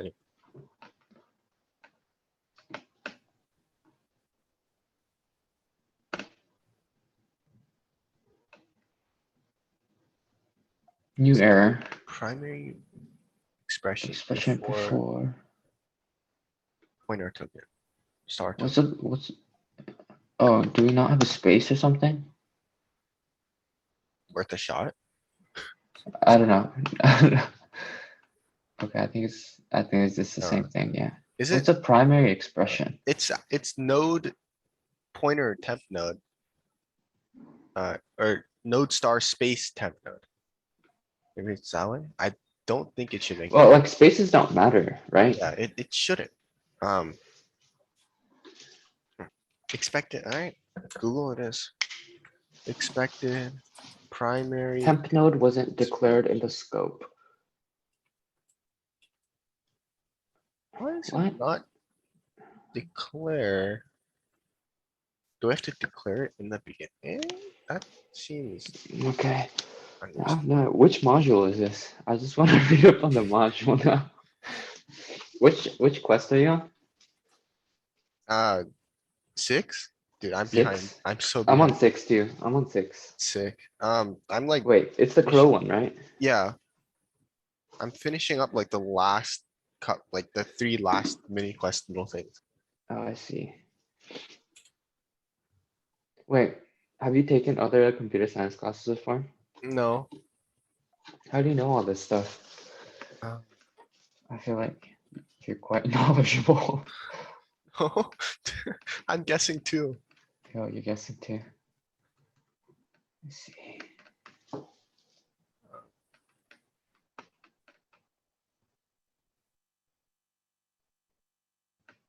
I think there's like a big gap between like people who are like ahead and people who are behind in this Yeah. class. I'm having fun though, even though I'm really behind. Yeah, I like the class too. You know what I said in the beginning of the class? Like every single module that I was doing, it was one behind the quest. Or no. Yeah, it was one behind. It's so dumb.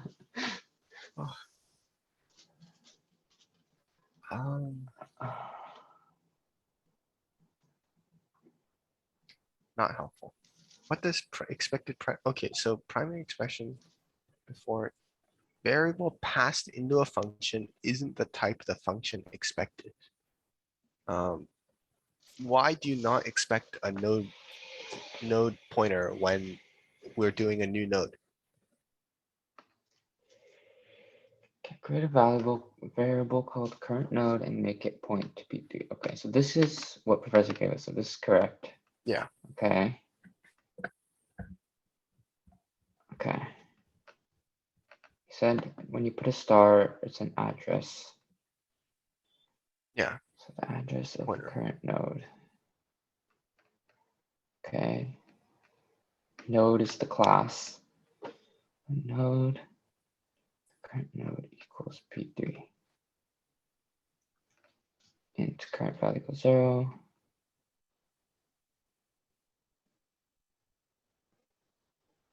Why did we put the parentheses here? Just because that's how the internet does it. Maybe get rid of it, see if it works. You know, Wait, new node. Yeah, I don't really get this like format of, oh, okay. So they did it without the parentheses here, right? get rid of it. Creates And three new nodes of the computer's heap, potentially unlimited.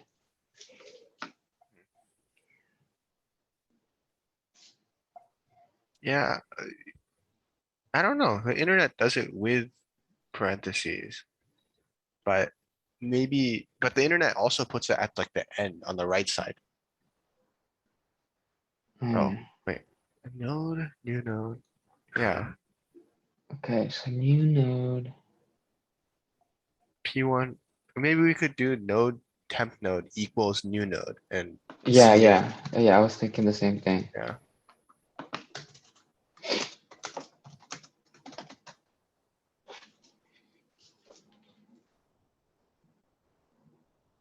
Semicolon and run it. Yeah, let's try it without the semicolon. Sick, Okay, alright, it got rid of it, yeah. sick. Wait, why is that?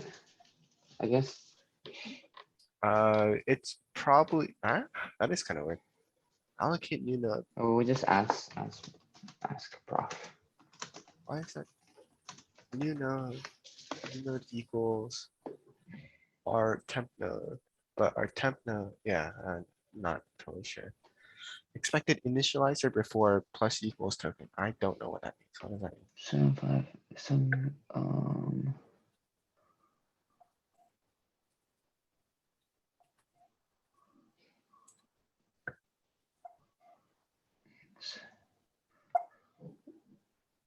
oh wait, why are we doing int current value twice? That is a good question, and that is exactly what Stack Overflow says.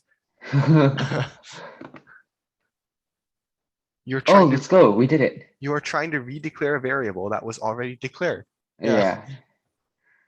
We did it. We're so smart. Does Let's it work? go. Wait, hold on. Okay, so it says all this stuff, right? And Oh, we then, should start current value from 30 or whatever the maximum value for P3 is, right? Or does that matter? Is that part of the specs? oh, yeah. What- What? I go from 4. We should just say int current value equals 30 and then I'll add Oh, something okay, random okay, to it, okay. right? So it'll start from 31. Can we just say like P3?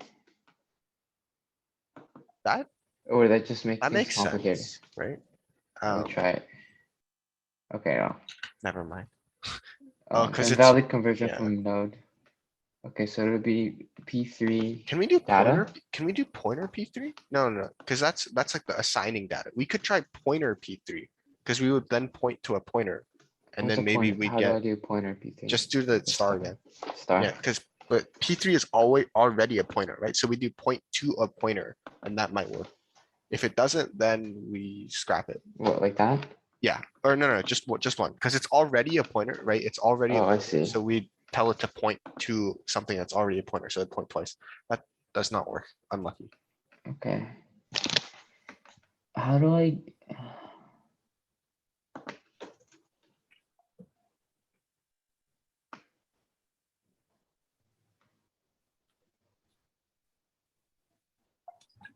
Oh, it's assigning data. How do I access the data inside P3? Not sure, but we did make progress when we turned it into a double pointer because it went from cannot convert pointer node to can't not convert node to int.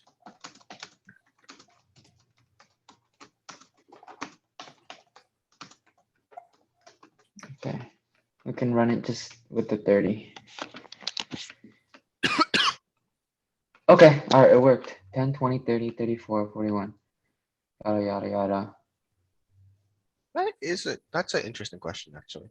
How do you, Access the it data says- inside P3 or any other pointer, right? the internet says use like a get function, Oh, like an really? outside function. Wait, so what is the last thing there? Current node next equals no point. Shouldn't it be 0 at the end? Wait, I'm confused. Because we want the last node to point to null, right? To signify the Uh-huh. end of the list. Oh, I see. So if this wasn't there, then what would happen? Then it would point to, Oh, it does the same thing. it would point to next. I'm pretty sure that would, we should have this. We need this. I'm not totally sure why though.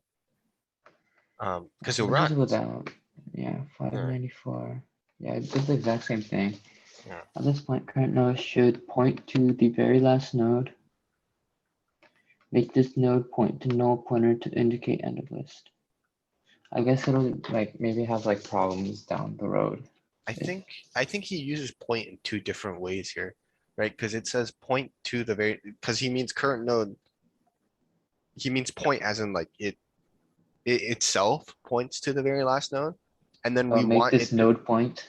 yeah, and then we want it to like next to null.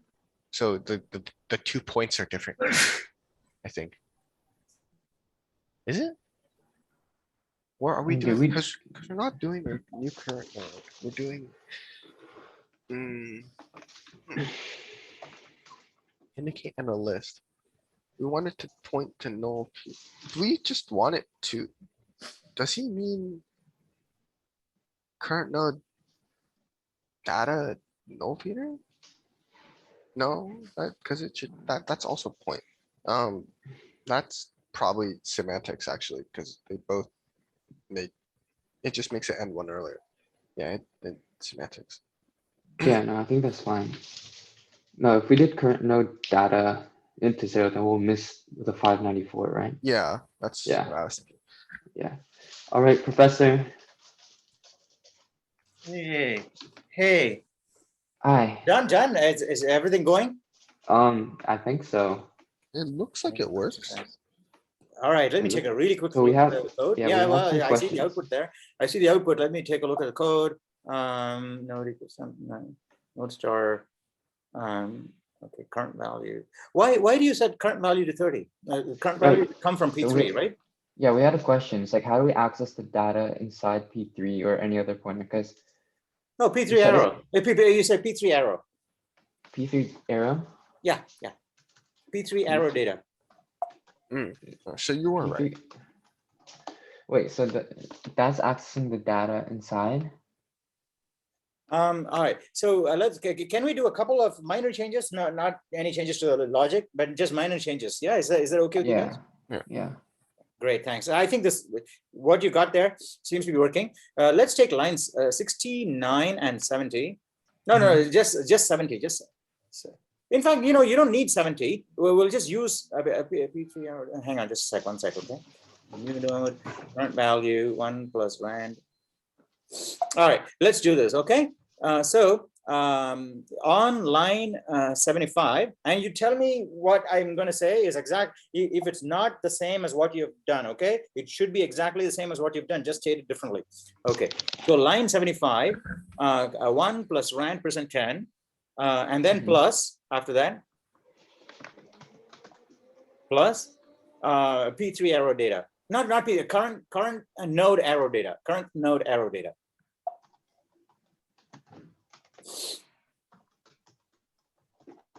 Yeah, okay, now get rid of line 70 altogether. All right, now let's take a look again. All right, so get rid of line 75 also. No, we gotta get Oh, rid of actually, current hang value. on. Oh, you're doing this. All right, one more change, okay? What we want to do is copy the temp node arrow data from 75 copy the temp node arrow data from 75. Just, no, not the whole line, just the temp node arrow data. Okay.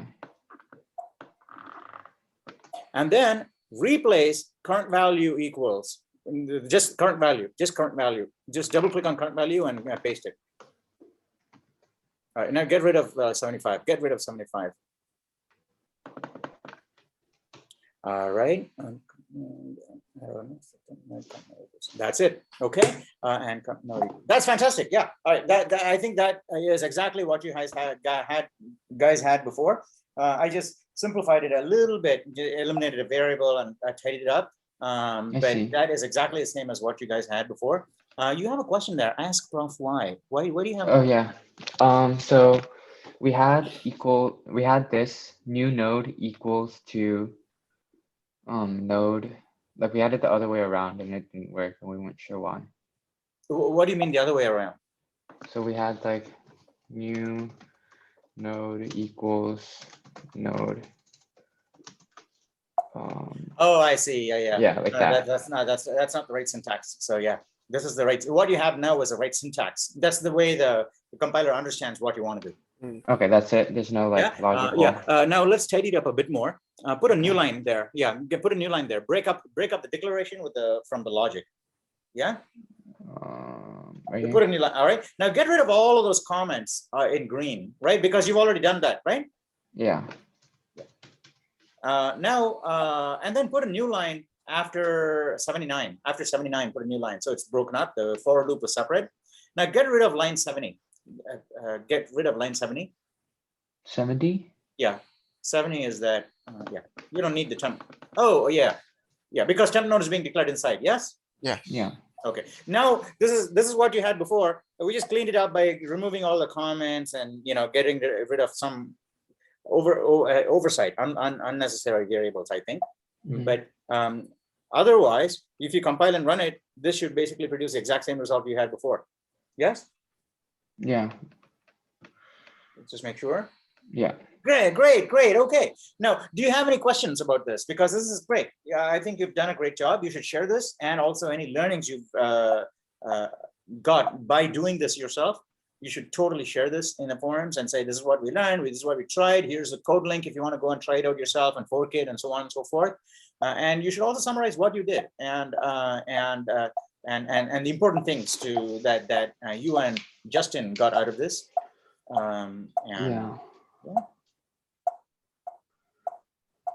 Also, I realized one of the things when I was out there, I realized that sometimes maybe June is not able to help because her native language is different, and sometimes we speak a little fast, and then you ask a question, and then it's too fast for June to have understood the question, so she may not be able to answer the question. So I think it's the last class and all, but I think to ask June a question, maybe we can just slow down and make sure that the language barrier is broken before we talk about the question itself. Maybe that's Okay. one of the reasons why June wasn't.